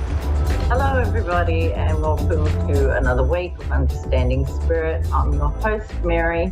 Hope you're all having a really good week. As usual, I've done a 3-card pull, so just take a moment to tune into whether you're connecting with the first, second, or third card. Okay, we're going to start. All right, the first card. If you pick number 1, this is the card that I drew. This is a card for you to just enjoy your intuition at the moment. Connect with the better things that are going on in your life right now. Don't focus on anything that's negative. Just stay with the positive. And I feel like your intuition hasn't really let you down. Pretty much how you tune in, that's how it kind of all works out for you. And I also saw that when you're going through a hard time, that's when you're connecting, the strongest and the most with spirit. So just ask for guidance and just stay strong with your connection. Don't feel like you've been abandoned or anything. And I can hear my guide giving advice as well. She wants me to just say your cup is never half empty or half full. All right, that's an illusion. You always have the power to fill up your cup. All right, it's really up to all of us to want to do that. Okay, so never feel lost or you're lacking or anything. Just look at what you can do to correct that for yourself. Okay. And if you have picked number 2, you got this card. Now, you may be feeling a little bit stagnant at the moment, not knowing what direction to go in, but that's okay. Just use this time to just readjust and reset yourself. All right. So if you think like,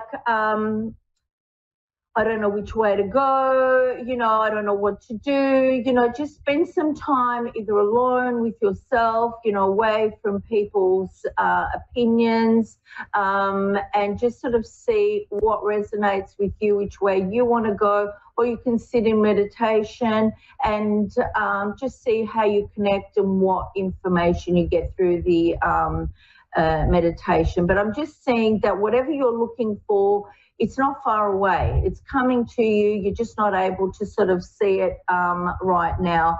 And if you are feeling like you are drawn to a higher calling, right, and you just don't know what that is, my guide is saying you definitely need to sit in meditation and ask what that is and how to move forward, to ask for the right people to come to you at the right time to help you move forward and make that connection as well. Okay, because there's a big awakening happening around the world. A lot of people are tuning in. And so if you're feeling like you've got to do something but you don't know what it is, then ask for that kind of assistance. Even if you're not intuitive, just do it, all right, and see what pops up for you, all right? We always have our loved ones around, and your guide and angels are always with you as well. Okay, if you've picked the 3rd card, then this is the card for you, all right? Now, with this card, I'm getting that a lot of times when you're happy, the support that you're getting, the assistance that you're getting from your guide and angels and any loved ones can go unnoticed, all right? Because we're happy, we're not sort of really acknowledging any assistance that we're getting. Whenever you feel good, just give, a shout out to yourself and be like, thank you, for whoever's that helped me, in spirit with this. And always when you are feeling like you are a bit lost, ask for assistance, okay? And it will be there. And, all I can hear right now is ask and you shall receive, ask and you shall receive. That's what my guide's saying, okay? So you'll always get assistance and make that connection with spirit. Even if you're not aware with them, they're still there to help you. Okay, I hope that's helped somebody. Now I've got Hannah on the line. Hannah, how are you? I'm doing great. How are you? I'm very well, thank you, Hannah. How can I help you today? Oh, man, however you can help, I suppose. I'm really interested in all of this. I've had some readings in the past, and I'm always just fascinated and interested to hear whatever you guys have to tell me. Okay, beautiful. Hannah, I do feel that you are quite, shall we say, inspirational and full of hope. I feel like you're quite intuitive. Does that make sense for you? Yes. Okay. I do have a spirit here, and I'm going to see whether this spirit is for you. I always do check if one's sort of running, because I don't know if it's for the caller or for later in my day. There is a elderly lady here, and she's got her hair set. It's kind of like a grey colour, and she's a little bit plump, and she's kind of wearing like an apron, a little cardigan that might be like a twin set of a knit of some sort, and she's got a bowl and she's kind of like stirring and cooking, maybe like baking. Does that make sense for you? Do you know anyone in spirit like that? Yes, my mother's mom, my grandma. Oh, lovely. Okay. I'm very happy because I did feel that this was for my caller, but sometimes the callers don't recognize the spirit. Now, are you happy to receive some messages from her? Absolutely, yes. All right, beautiful. Okay, because I really felt with her that, if she could help, she would. Right, and she just came in very quickly. As soon as I sat down, she came in very quickly. She wants you to know not to allow others to intimidate you, all right, and to just be strong and stand your ground and not be sort of even, I don't know if bullied is too harsh a word, but along that line, don't be even gently forced to make a decision that you don't want to make. Is that relevant for you right at this moment? I would say that's a pattern throughout my whole life, yes. Oh, okay. All right. Well, Grandma's coming in. Time to stop that pattern, yeah? Yeah. All right. Now, I don't know if you have wanted to write anything, but she was just like, write that story. Does that make sense for you? Yes. Okay. And she was like, don't muck around with it, just kind of do it. All right. The other thing, okay, I did write something down. Hang on before I forget it, because I could hear this. She was singing, all right, and I wrote it down. And it was, it's a little kids rhyme kind of thing. And it's, if you're this is directly for you. If you're special and you know it, clap your hands. If you're special and you know it, clap your hands. Then you really ought to show it. If you're special and you know it, clap your hands. Now, I don't know if you're a teacher or if she was, but I saw it like a classroom kind of setting, or it could be just for you to learn this lesson about yourself. Does that make sense for you? Yeah, it does, yes. Okay. And she is also pointing there's a little saying, I don't know it very well, but she was like, when the nose knows, it knows. And she goes like that. And she's like, trust your instincts. You know, you know what you know. Okay. She just wants you to be very proactive with your life. Have you come out of a little bit of conflict where you've wanted one thing and somebody else has wanted something else? It would have been either right now or just recently. I'm sure. I can't think of anything large, but I'm sure. Yeah.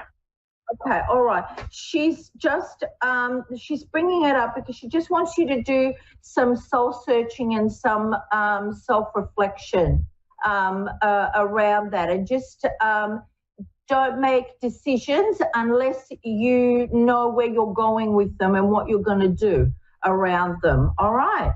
Now, I'm just hearing, actually, my guide is stepping in as well now, and she's saying, like, be the high priestess of your life. Tune into your intuition, right, and what your gut is telling you to do. But just center yourself and just kind of like block out, you know, the white noise. Okay. Has anything come up with you around money at all, or you have any concerns around money issues? Yes, I'm actually a stay-at-home mom, and so I don't bring any money in, and that is a heavy weight. Okay, all right. Well, what I'm getting is to start having a look at what you do want to do and start setting some goals for yourself around that, and start moving in that direction. You can still do things from home. I'm also being told if you need to do like an online course, do it. This could also be involved around learning how to write stuff, or I'm not saying you don't know how to write, but if you wanted to write a story or something like that, but just plan what you want to do, and take advantage of any opportunity that kind of comes, your way. I do feel you'll have some good news around this, as long as you make the effort to move forward with it. I do feel you can have success around any kind of little job or something that you start for yourself. Also, I'm being told the truth will come out. So if anybody has sort of been saying anything negative about you, or has tried to make out like something is you, but it's not, there is a truth that's going to come out, but you just move forward with yourself, all right? And what you want to do in your life, but make plans in your head and push through by yourself, okay? It doesn't mean you have to leave anyone, but just push through by yourself. Does that make sense for you? It does, yes. Okay, Hannah, I'll just see if there's anything else. I just feel like you're in a pattern now of self-discovery, and you've just really got to look at that and work yourself out and what you want to do, and you will be fine, okay? As long as you take care of you, because I don't feel like anyone else is going to. You've got to do this, all right? And your grandmother is here. She's clapping and supporting this all the way for you, okay? Okay, wonderful. Thank you. You're very welcome, Hannah. All the best with everything.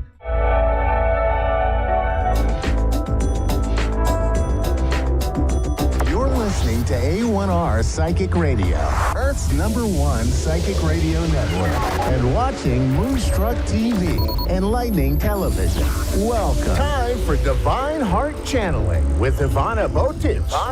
Search Divine Heart Channeling on Facebook and all other social media. Connect direct. In North America, dial 888-454-2751. In London, 20-3519-2158. In Sydney, dial 02-8488-3147. Or online, contact us through our Facebook page, facebook.com/psychic radio. Or one of our websites, askoneradio.com or moonstruck.tv. This is Divine Heart Channel on A1R, the Ask One Radio Network. Hello, beautiful souls. How are you today? Before we start, I want to say again, thank you, like always, for being here and watching my show. For today, I would like you to do a little mini meditation to meet your spirit animal with me. I'm gonna channel the meditation right from the Akash. And before we start, I would like you to not drive or operate some heavy machinery, because sometimes people get in some sleepy state when they are doing meditation. And also, before we start, I would like to tell you where is the heart space where we're gonna put our awareness. It's between your heart chakra and your solar plexus, right where your ribs meet. So if you're ready, you can sit or lay down comfortably. I will guide you through the whole meditation. You just need to enjoy and relax. So we start. First, I would like you to ask you to breathe in deeply and hold a little bit and then breathe out. Once again, breathe in deeply, hold a little bit and breathe out. One more time, breathe in deeply, hold a little bit and breathe out. While you continue breathing normally, you can feel your body relaxing even more and more. I would like you to put your awareness into your heart chakra. You can see, feel, or imagine there is a golden door that says on it heart space. You're going to go through that door. When you open the door, you will see there is a golden pyramid. And as long as you're coming to the pyramid, it's going to open up and you're going to step in. While you are in the pyramid, you will feel the beautiful golden honey-like energy coming from all of it through your whole body. As you take another breath in, you're going to feel how that beautiful energy is going directly in your energy field and your whole body. Keep on breathing and just relax. You will feel the pyramid is taking off and it's taking you all over through time and space. Keep on breathing, relax. Relax your face muscles and your neck muscles and keep on breathing while you're traveling in the beautiful golden pyramid. You will feel the pyramid stopping, and when it's open, you find yourself on a beautiful field filled with the flowers. You will step out the pyramid and continue walking and continue walking. You will see there is like a path of roses. You're gonna follow that path a long way to the beautiful big tree that's standing right there. As you come to the tree, you're gonna sit, and as you sit, you're gonna feel grounding energy of Mother Gaia is coming into your body. You will feel like a beautiful green crystalline energy going inside of your body, making you more relaxed, more grounded. You will feel Mother Gaia's love. As you stand up, you will continue walking towards the river. The river is on your right side. You can see it's a like crystalline silver river. You're gonna slowly step in. As you step in, you are feeling your body is light as a feather. As you stand in that river, you breathe in all the beautiful nature around you. You will turn around and look what you see. maybe it's birds, maybe there are some deers. You will see a lot of different animals. But what is caught your eye is a blue, like transparent energy coming towards you from the distance. You're standing there and watching it come close to you. As it comes closer and closer, you recognize, you see some familiar energy, familiar animal. It's for you. It's your spirit animal coming to you. And it's getting closer and closer. And you can feel unconditional love. You can feel how that love is filling your body all over it. As that spirit animal comes next to you, you will greet it. It could be a hug. It could be like head bump, whatever it works for you. It's like an old friend that you haven't seen in a while. Be free to tell him whatever you need to tell. It's there to listen to you. It's there to guide you.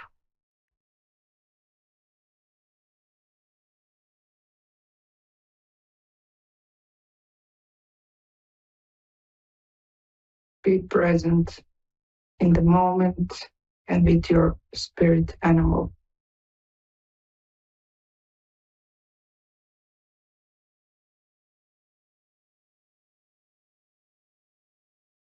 Your spirit animal have a message for you. You can feel, hear, or sense, or imagine, whatever it works for you, what is the message for you. And don't worry if you don't receive it right now, it will be downloaded in your energy field. Receive your message now.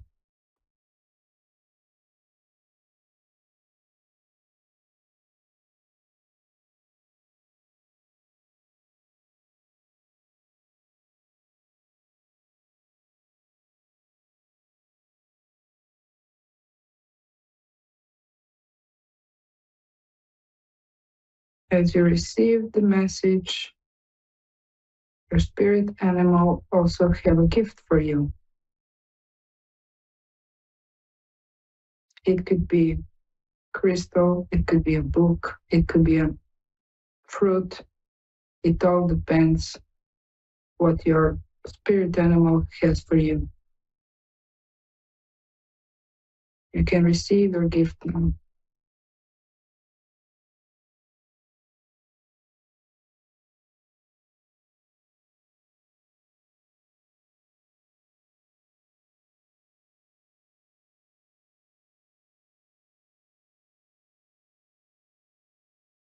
Before you guys say goodbye, your spirit animal want to show you something. It will take you to take a walk with it. As you walk, your spirit animal is showing you what's the thing that needs to be healed. It's showing you the part of you, the body in you, which one needs to be healed. And as you're walking, your spirit animal shows you that you are not alone, that they are here to guide you, that they are here to help you. And do not be afraid, because they are by your side always. And whenever you need them, you can call them. As you say goodbye to your spirit animal, it's like a goodbye for now, because you can always call them. You will return to your golden pyramid.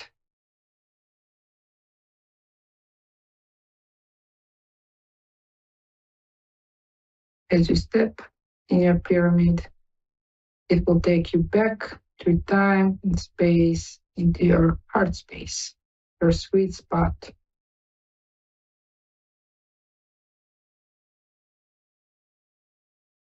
And as it lands in your heart space, you're getting out with a gift from your guide. You can choose, are you going to take that gift with you, or you're going to give it to some of your bodies. It could be your inner child, your ego, mind, spiritual body, emotional body, or physical body. It's up to you.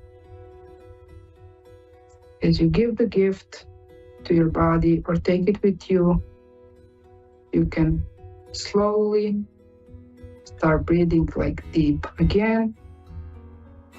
Breathe in deeply, hold a little bit, and breathe out. You can open your eyes whenever you're ready. I hope, guys, this was okay for you, that you relaxed, that you meet your spirit animal, and thank you again. And also I want to say, whenever you feel like it, you can go back to this meditation and enjoy it. Thank you so much for today.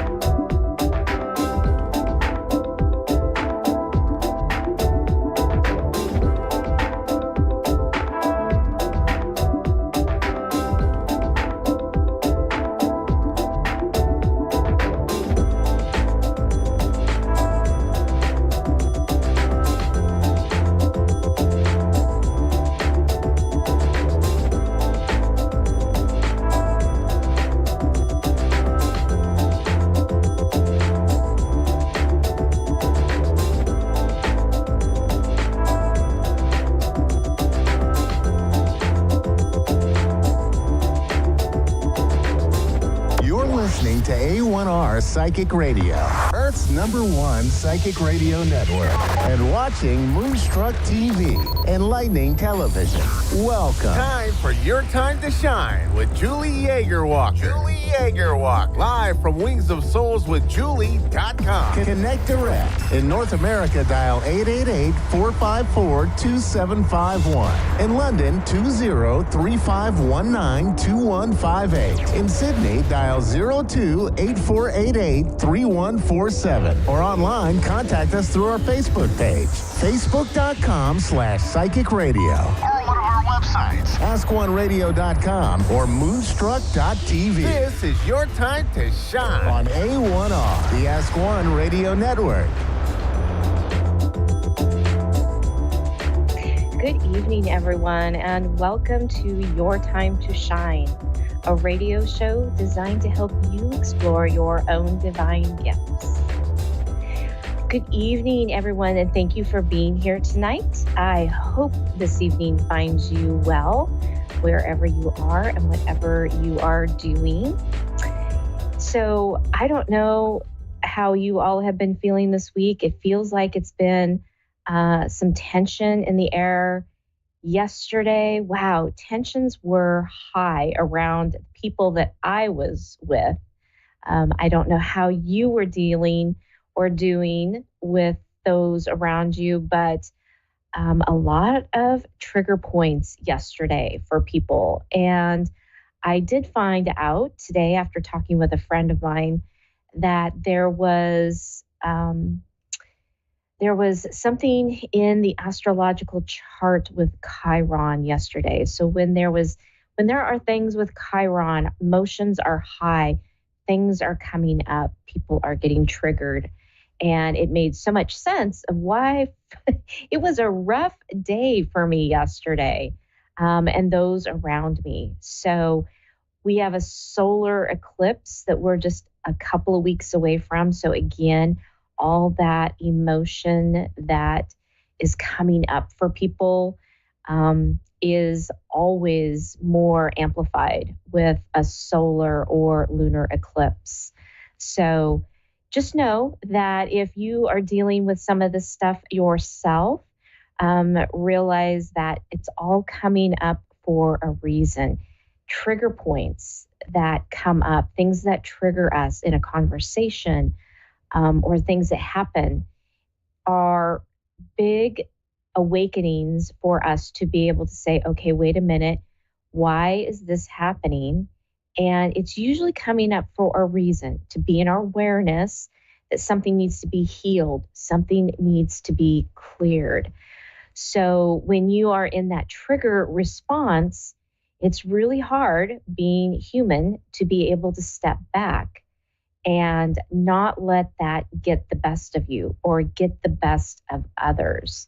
And so being in that state of groundedness and saying, okay, wait a minute, I need to take a deep breath, and maybe I need to walk away and come back and revisit this in a few minutes when I can talk calmly and talk with kindness in my voice, right?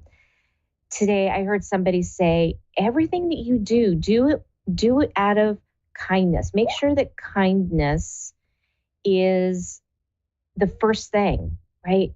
Everything is about kindness. And it's so true. You don't know what somebody else is going through in the moment.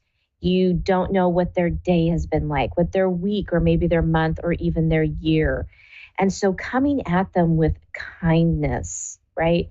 This open heart is the best way to get to their higher self, to their soul, right? To be able to find that peace in them that wants to come out. And so kindness is huge. It's about, knowing when to hold your hand out and say, here, I can help you, and give you that helping hand, right? So when we go into those trigger modes, we immediately get out of that act of kindness and that comfort and that pure joy and kindness of being able to help you, yourself, or somebody else. So it's so important to remember when you get triggered to be able to take a step back, take a breath, right? It's really hard as humans because if someone triggers us, our first reaction is to, fight back or to, say unkind things, or it's in the heat of the moment, right? And it's so hard to just be able to step back and say, I need a moment, right? That is one of the biggest things that you can do for yourself and for others and for the situation, if you can do that. So when you are being triggered by somebody or something, being able to take a breath and take a moment and come back, when you can have that realm and that sense of that kindness and be able to come back with a different view and a different outlook, it's really important. And that act of kindness, right?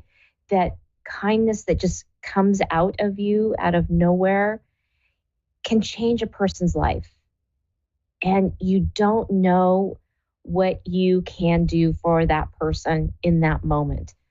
But one thing being said, one gesture is sometimes all it takes for somebody to shift and change.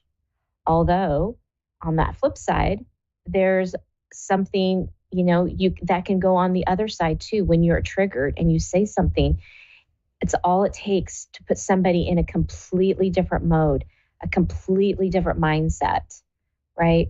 To drag them down or take them down even farther than what they're feeling and in that moment.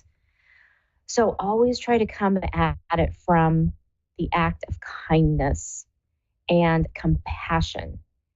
And when you can do that, you can flip the energy and you can flip the situation and maybe influence that person enough to shift and change and give them that shift that they are needing in the moment and in their life.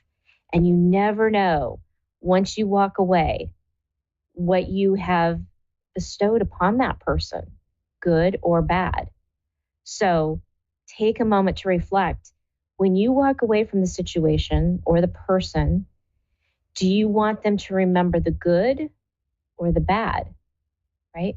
Because that is what they're going to remember when they walk away. When they have a chance, if you're being triggered, right? They're going to have to stop and think about that situation.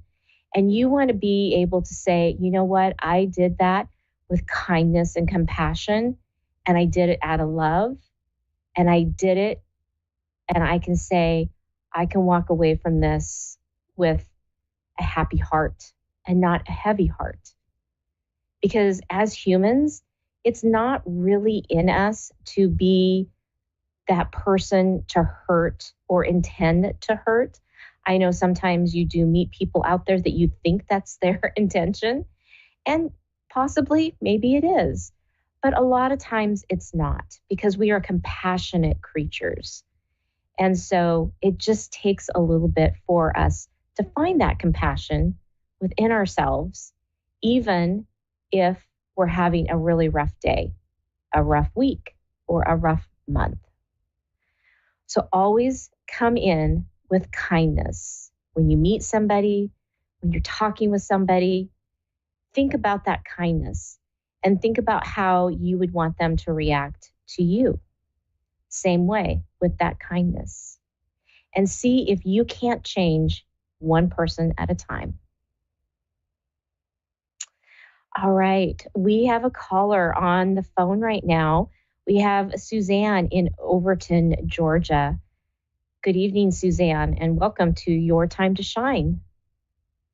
Hi, thank you, Julie. How are you? I'm good. How are you?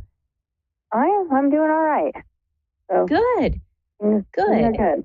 So, what can I do for you this evening? Well, I just wanted a general reading, but I have also a question about my husband's health. Just kind of, if you see anything like in the future, anything going for that, and then you can just go general off of that.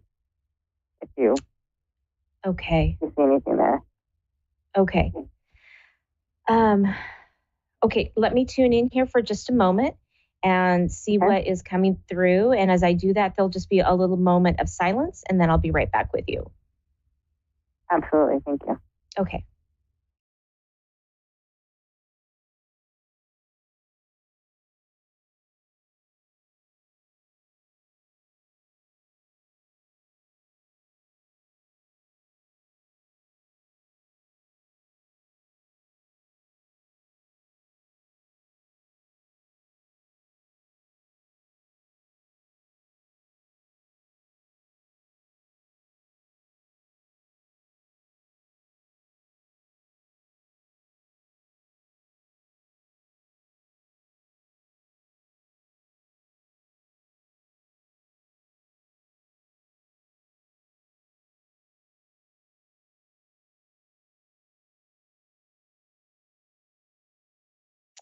Okay, Suzanne.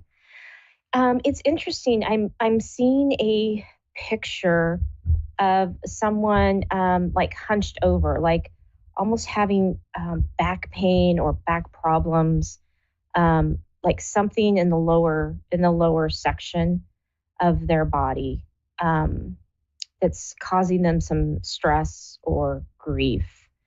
Okay. Has he been having some pain in his back?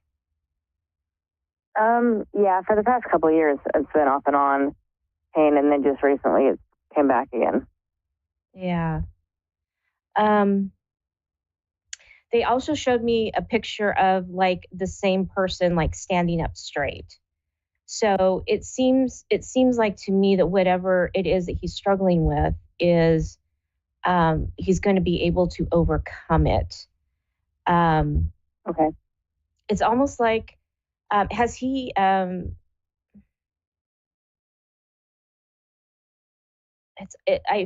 feel like it's almost like a disc or something in his back that is causing him some discomfort, and it's like it comes and it goes.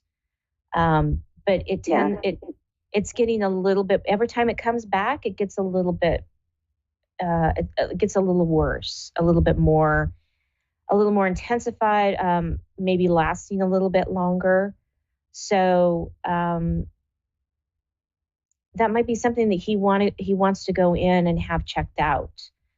Okay. It doesn't feel like it's anything serious. It feels like it can be corrected. But it does feel like he needs to go in and have someone check that out. Like I said, I'm seeing him stand up straight again. So yeah. So I'm asking if this is something that can that can be remedied, and I'm getting yes. So he just needs to be able to he needs to be able to face the fact that he's having some pain and discomfort. He doesn't really want to admit to anything. He's kind of trying to sweep it under the carpet. Yeah, he's trying to sweep it under the carpet and say, yeah, no, I'm fine, really, I'm fine. Right? When he's really having some discomfort with that. Yeah. So I would try to encourage him to look into that a little bit farther. Okay. Let me see what else they're bringing through. Hold on.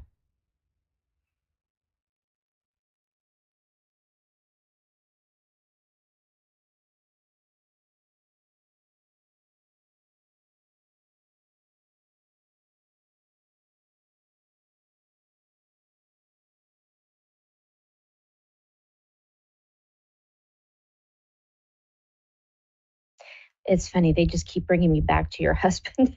They really want to make a point that he needs to have this looked into a little bit further. So, okay.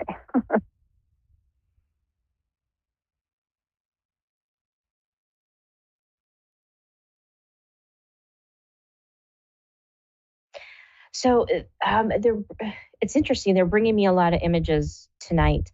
So the next image they're bringing me is like climbing stairs, almost like climbing the corporate ladder. So it makes me feel like there's something going on in your world where you're stepping it up, or you are, you're climbing that corporate ladder. You're climbing into better things. For me personally? Yeah. Yes. Yeah. Okay. Yeah. That makes sense. I got a promotion in December. Oh, there you go. Excellent. Congratulations. Thank you. So yeah, they're showing me that it's something that you've really been working towards, and climbing and going step by step by step. Right. And so they're showing me that that they are recognizing what you're doing, right? That the steps that you're taking, the things that you're doing are paying off. And they're showing me it's taken a while, right? It's taken a while to get to this point. And it's kind of like, okay, finally, here we go, right? Some momentum. Yeah. And they're showing me that momentum is just going to continue. They are showing me, though, that it's going to get to a point with your job that you may need to make some decisions about whether this is still fitting in your life, right? You're going to get to that point where you're going to keep climbing. They're showing me you're going to keep climbing. You're going to keep moving up. You're going to show up every day and show people that, hey, I can do this, right? And you're going to be recognized for it. But it's almost like at some point you're going to want to evaluate if this still fits within what I want to say, within your life, within your path. And so they're showing me that you are going to be thinking about, is this really what I want to do? Is this really where I want to continue? So there could be some changes coming up for you, which could be some really good changes, right? Change doesn't always mean bad things. Right. But they're showing me there could be some evaluation coming up shortly. Okay, well, that's good to know. Because I've thought about it every once in a while, but I've been there for a really long time. So you always wondered if there's somewhere else to go or something else to do. Right. But, right. Okay. Yeah. But for right now, they say this is good. This is good for you. Yeah. Right. So, take that victory, that promotion, right? Something that you worked so hard for. Yeah. And enjoy that, enjoy that part of it. You're going to know. You're going to know when, you're going to kind of get that, what do they say, that itchy feeling, right? Where it's like, that restless feeling. It's really going to start coming through. And then that's when you're going to want to sit and be real honest with yourself about what it is you want to do. Okay. Right. Okay.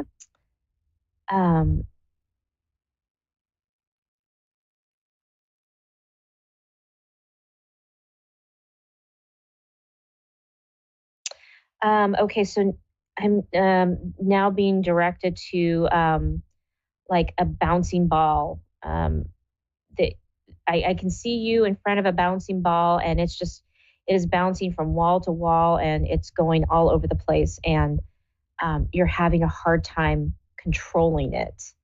So it feels like there's something in your life right now that is kind of bouncing around, that you're having a hard time wrapping your hands around, getting a grip on it is what they say. And so, and they're showing me that this isn't going to last. This bouncing ball that just you can't get your hands wrapped around to this situation. So they say that, you know, it's only going to be here for a short time, and you will get your arms wrapped around it. It's just going to take some time, right? And take some effort on your part to be able to do that. Does that make sense? I mean, I have a lot going on, but nothing I felt out of control about. But there is some extra circumstances that weren't there before, so that's probably what it's talking about. Yeah, and it doesn't feel like they're not showing me that there's this feeling of being out of control. It's just this feeling of just more of a frustration, because you like to have everything in some sort of order, in some sort of control. And so this bouncing ball is just giving you a little bit of frustration. And so that makes sense. Yeah. So it's about just being able to go, okay, wait a minute, let's evaluate this. And they're saying, like, either write down things, or it's almost like making that list of, like, these are the things that I can control. Here are the balls that I can control, right? And then focus on those, right? Because then those other ones that feel like they're not in control will start to fall into place, if that makes sense. Yeah. Okay. Okay. Any other questions for me?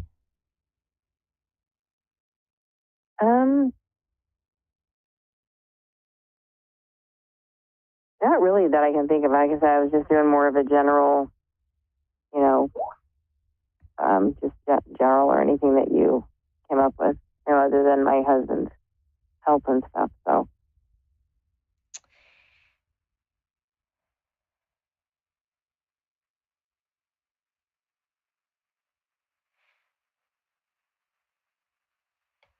They're saying that everything is looking good. It's like you have everything under control, right?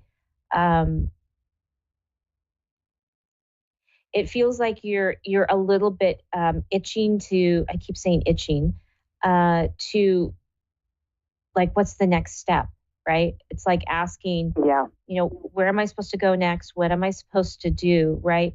And they're saying right now, just concentrate on the things that you have going on, because it's enough.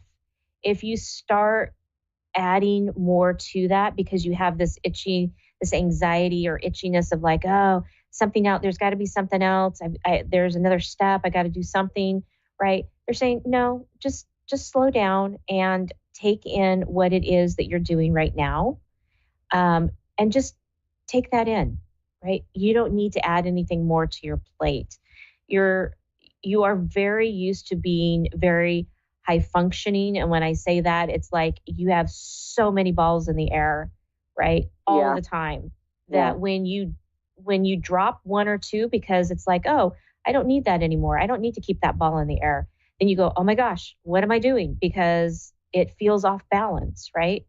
So they're saying just try to stay they're just stay grounded, and stay in that moment, and stay in that flow of energy. And even though things feel like I really should be doing something else, they're saying no, like, dial it back and say, no, I have enough on my plate.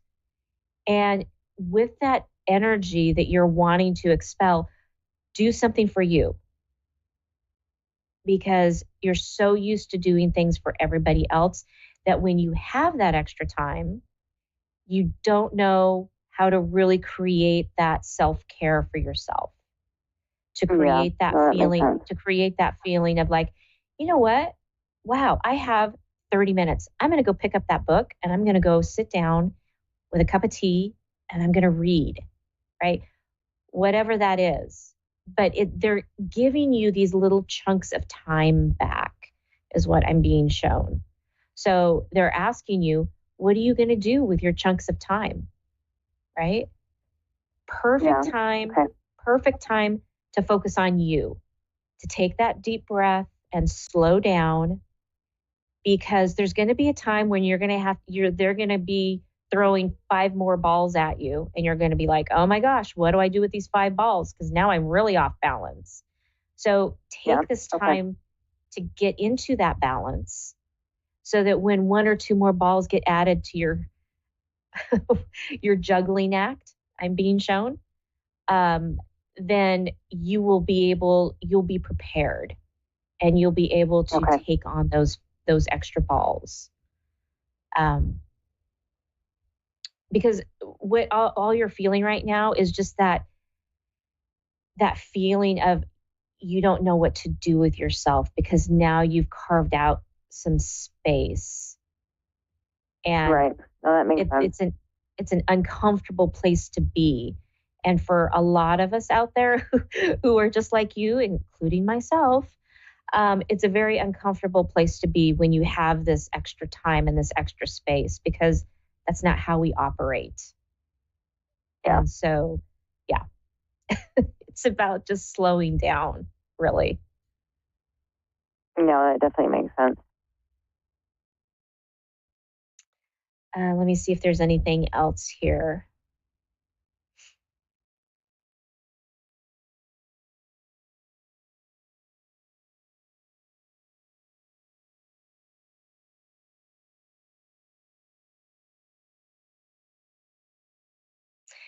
Yeah, they're showing me that they're just showing me everything is good. Everything's fine. Okay. And to just to take this moment in time and focus on some of the things that you want to do, especially with the weather getting nicer, right? With spring here now and the summer coming around, it's just going to be a time for you to be able to decide what you want to do. All right. Okay. That makes sense. Good. Yeah. We're coming down to the last couple minutes of our show. Is there one other burning question that you just have to know? So I guess I'll ask it. I wasn't really thinking about it. It just popped in my head. So I had surgery about a month ago. Do you see anything, complications with the healing process or anything with that? No, not at all. Actually, it looks like your body is taking this on very nicely. Okay. And it looks like it's healing very well. So, again, if you feel like things aren't happening, don't take that as a negative, right? Celebrate those victories and take it as a positive. Yeah. Yeah. Okay. Okay. Okay, good. Yeah, I don't think I have any other questions. I think everything was good, and I definitely appreciate the information and you answering those questions for me. Thank you. You're very welcome. Have a wonderful evening. You too. Thank you so much, Julie. I appreciate it. You're so welcome. Well, that does it for me, everyone. Thank you so much for tuning in. If you would like to reach out to me and get a personal reading for yourself or even somebody else, or a healing session with me, please reach out to me at my wingsofsoulswithjulie.com website. Love to see you there. Have a great week, everybody. We'll see you again in 7 days.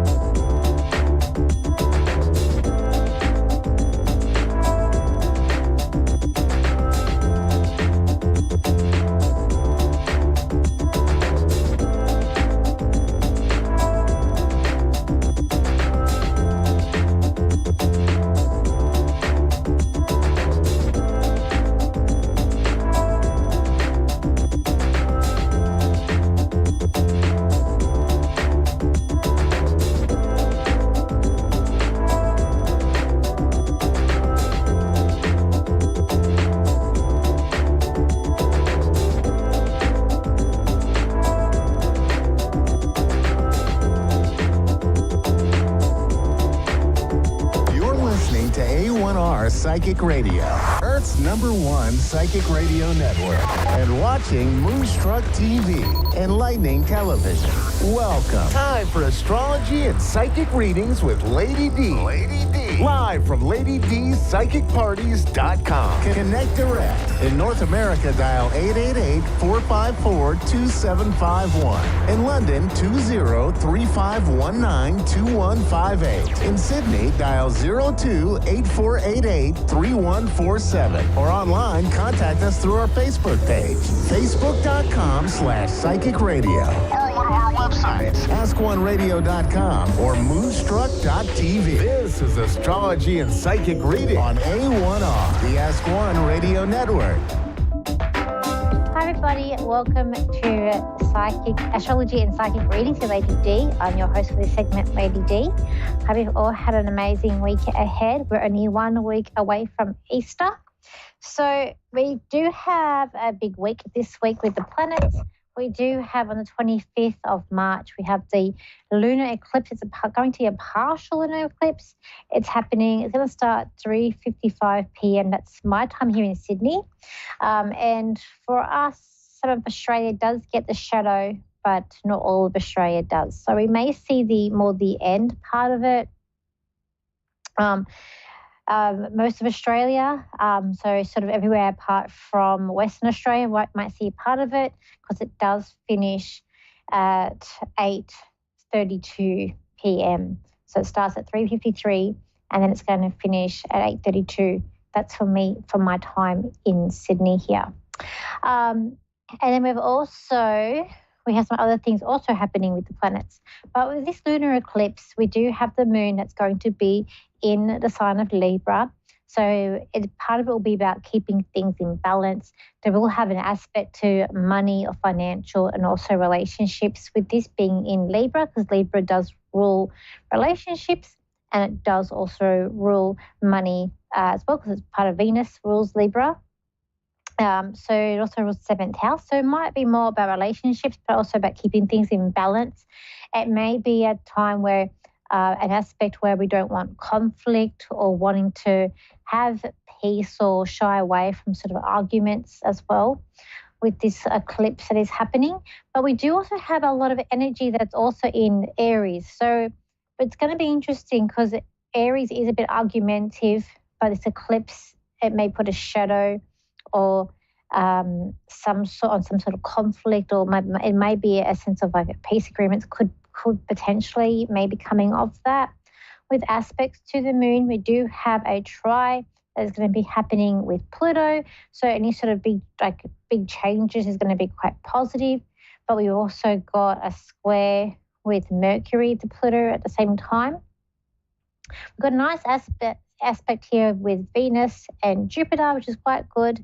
So that's going to put a good luck with relationships and also financial things too. And also we've got a sextile with Venus and Uranus, which is also going to bring about unexpected surprises. But again, it should be more of a positive outlook. So we do have some positive outlooks when we come to this eclipse that's happening.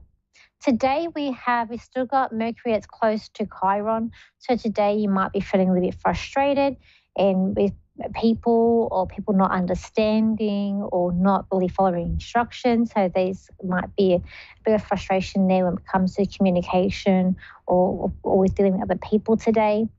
Because we've still got those two planets that are quite close together still. We had the conjunction that was yesterday.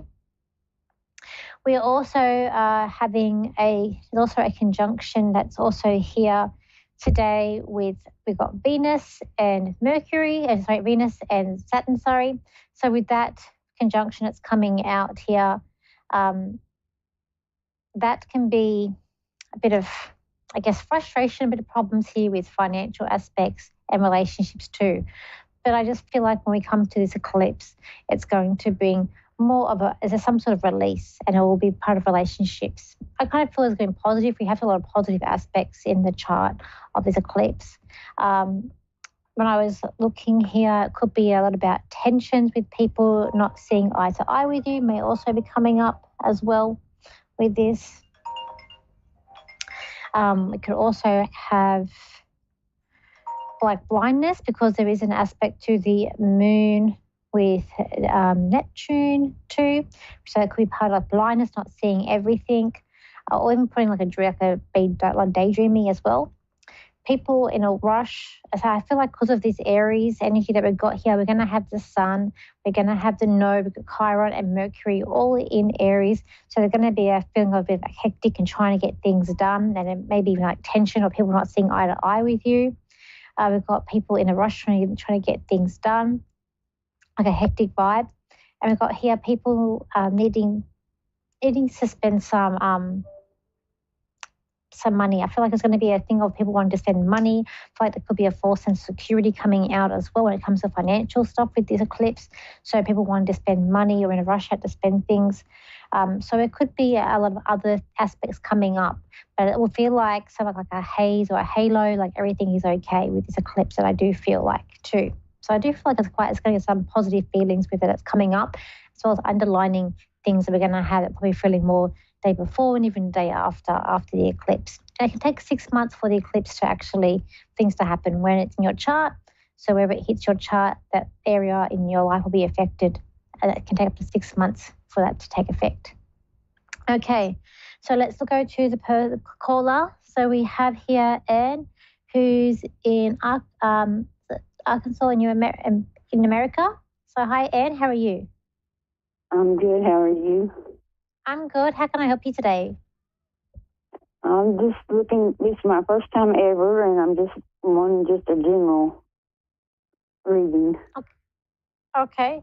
Do you want a general reading in a specific area, like with relationships or finances or anything? Maybe health and relationship. Okay. When I connect to your energy, instantly I did get like my throat chakra. So I feel like there could be either you're not speaking up, or it could be a sense of something to do with communication, or it could be that there's throat issues as well that's there with you. Or a sense of like communication not being clear as well. I feel like it's a sense of, could be you or someone else, of communication not being clear too. So I can do health. I'm not a doctor, but I can tell you what I get. So let's see here. I feel like a lot to do with communication with you. Communication and worry. Yes. I feel like there's also a sense of like anxiety. I feel like there's an anxiety here, but I'm drawn to the stomach area. So I don't know if you feel anxiety in your gut, in your stomach. Yes. Because I feel like there's a lot of tension there too. I feel like you need a nice break or a nice holiday. That's what I feel you need.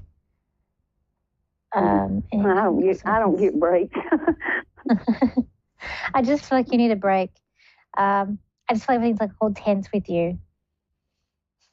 I also feel like there's probably like back issues as well. So maybe maybe you hold tension in the back, or might be a good idea to go and see like someone like a chiropractor, or someone that deals with like releasing stress or things to do with like back issues with you as well.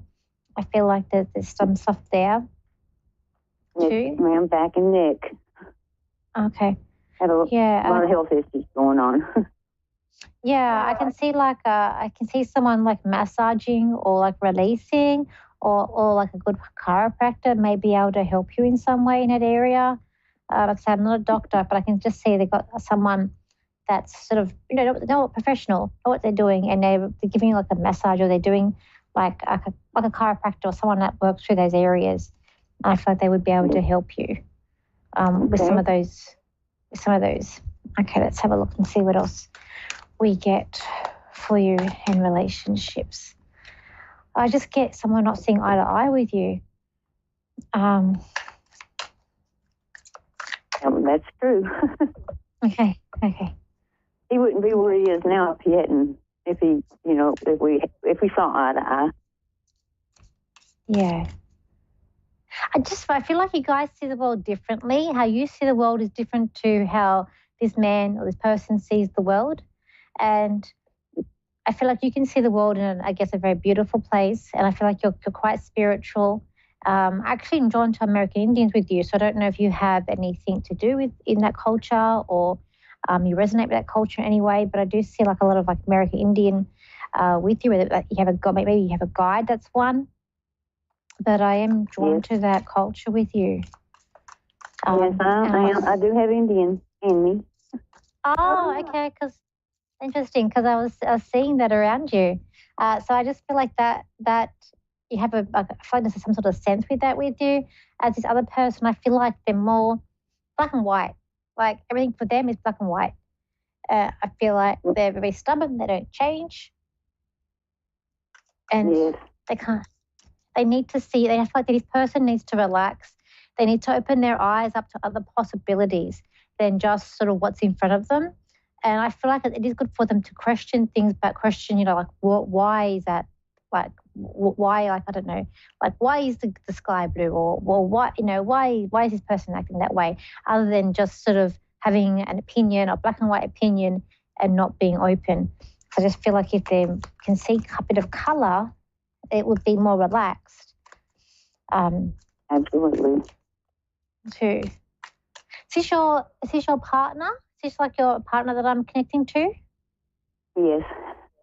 Okay, let's have a look. I feel like if this person doesn't start to see sense soon, you're ready to sort of see your bags packed. So I feel like if this person doesn't start to, communicate properly to you or start to, make sense, I feel like you might be ready to leave, or you might be ready to sort of be like, look, I can't handle this anymore. I have been that way, yes. Because I get like the first card came out like bags packed here, and then I just actually get the leaving card that has just come out as well. So I'm gonna say you'll know by November like what you're wanting to do. I feel like it's going to be hard. I feel like he doesn't really know how to change or want to change. He's not open to this, and I just feel like with you need someone who's more flexible, who's more understanding, and who's more in line with your goals and your dreams and what you want. But I feel like if this man doesn't change, I'm going to say by November, you could well and truly be on your way to, I guess I want to say happiness, but finding someone that's more in line with you as well. Also, I feel like there's a bit of trust, things about trust issues, something about trust coming up as well. You'll find a lead. Yeah, you'll find a lead, but you'll also find to be in harmony with another person too, I feel like with you. But don't give up. I feel like I can see you're going to try and reason with him, and I feel like you're going to try and reason a bit more, but I feel like by April you're going to know what to do. I get a sense that you might be looking to move on and looking to find someone that's going to be more open with you, on the same sort of wavelength as you, but I feel like you're not giving up just yet. But we'll leave it there. I'm not ready to give up yet. Yeah, I can see that, but I think you'll know by November. But thank you for calling in today. Thank you, ma'am. That's okay. So guys, I'm not sure it went by so fast this week. So if you want to contact me, you can. My website is Lady D Psychic Parties, as well as my Facebook, and my Instagram and TikTok is Lady D Psychic, and my YouTube channel is Lady D or Danielle Psychic. Hope you have a wonderful week, and a happy eclipse is very positive for you, and I'll see you same time, same place next week. So bye for now.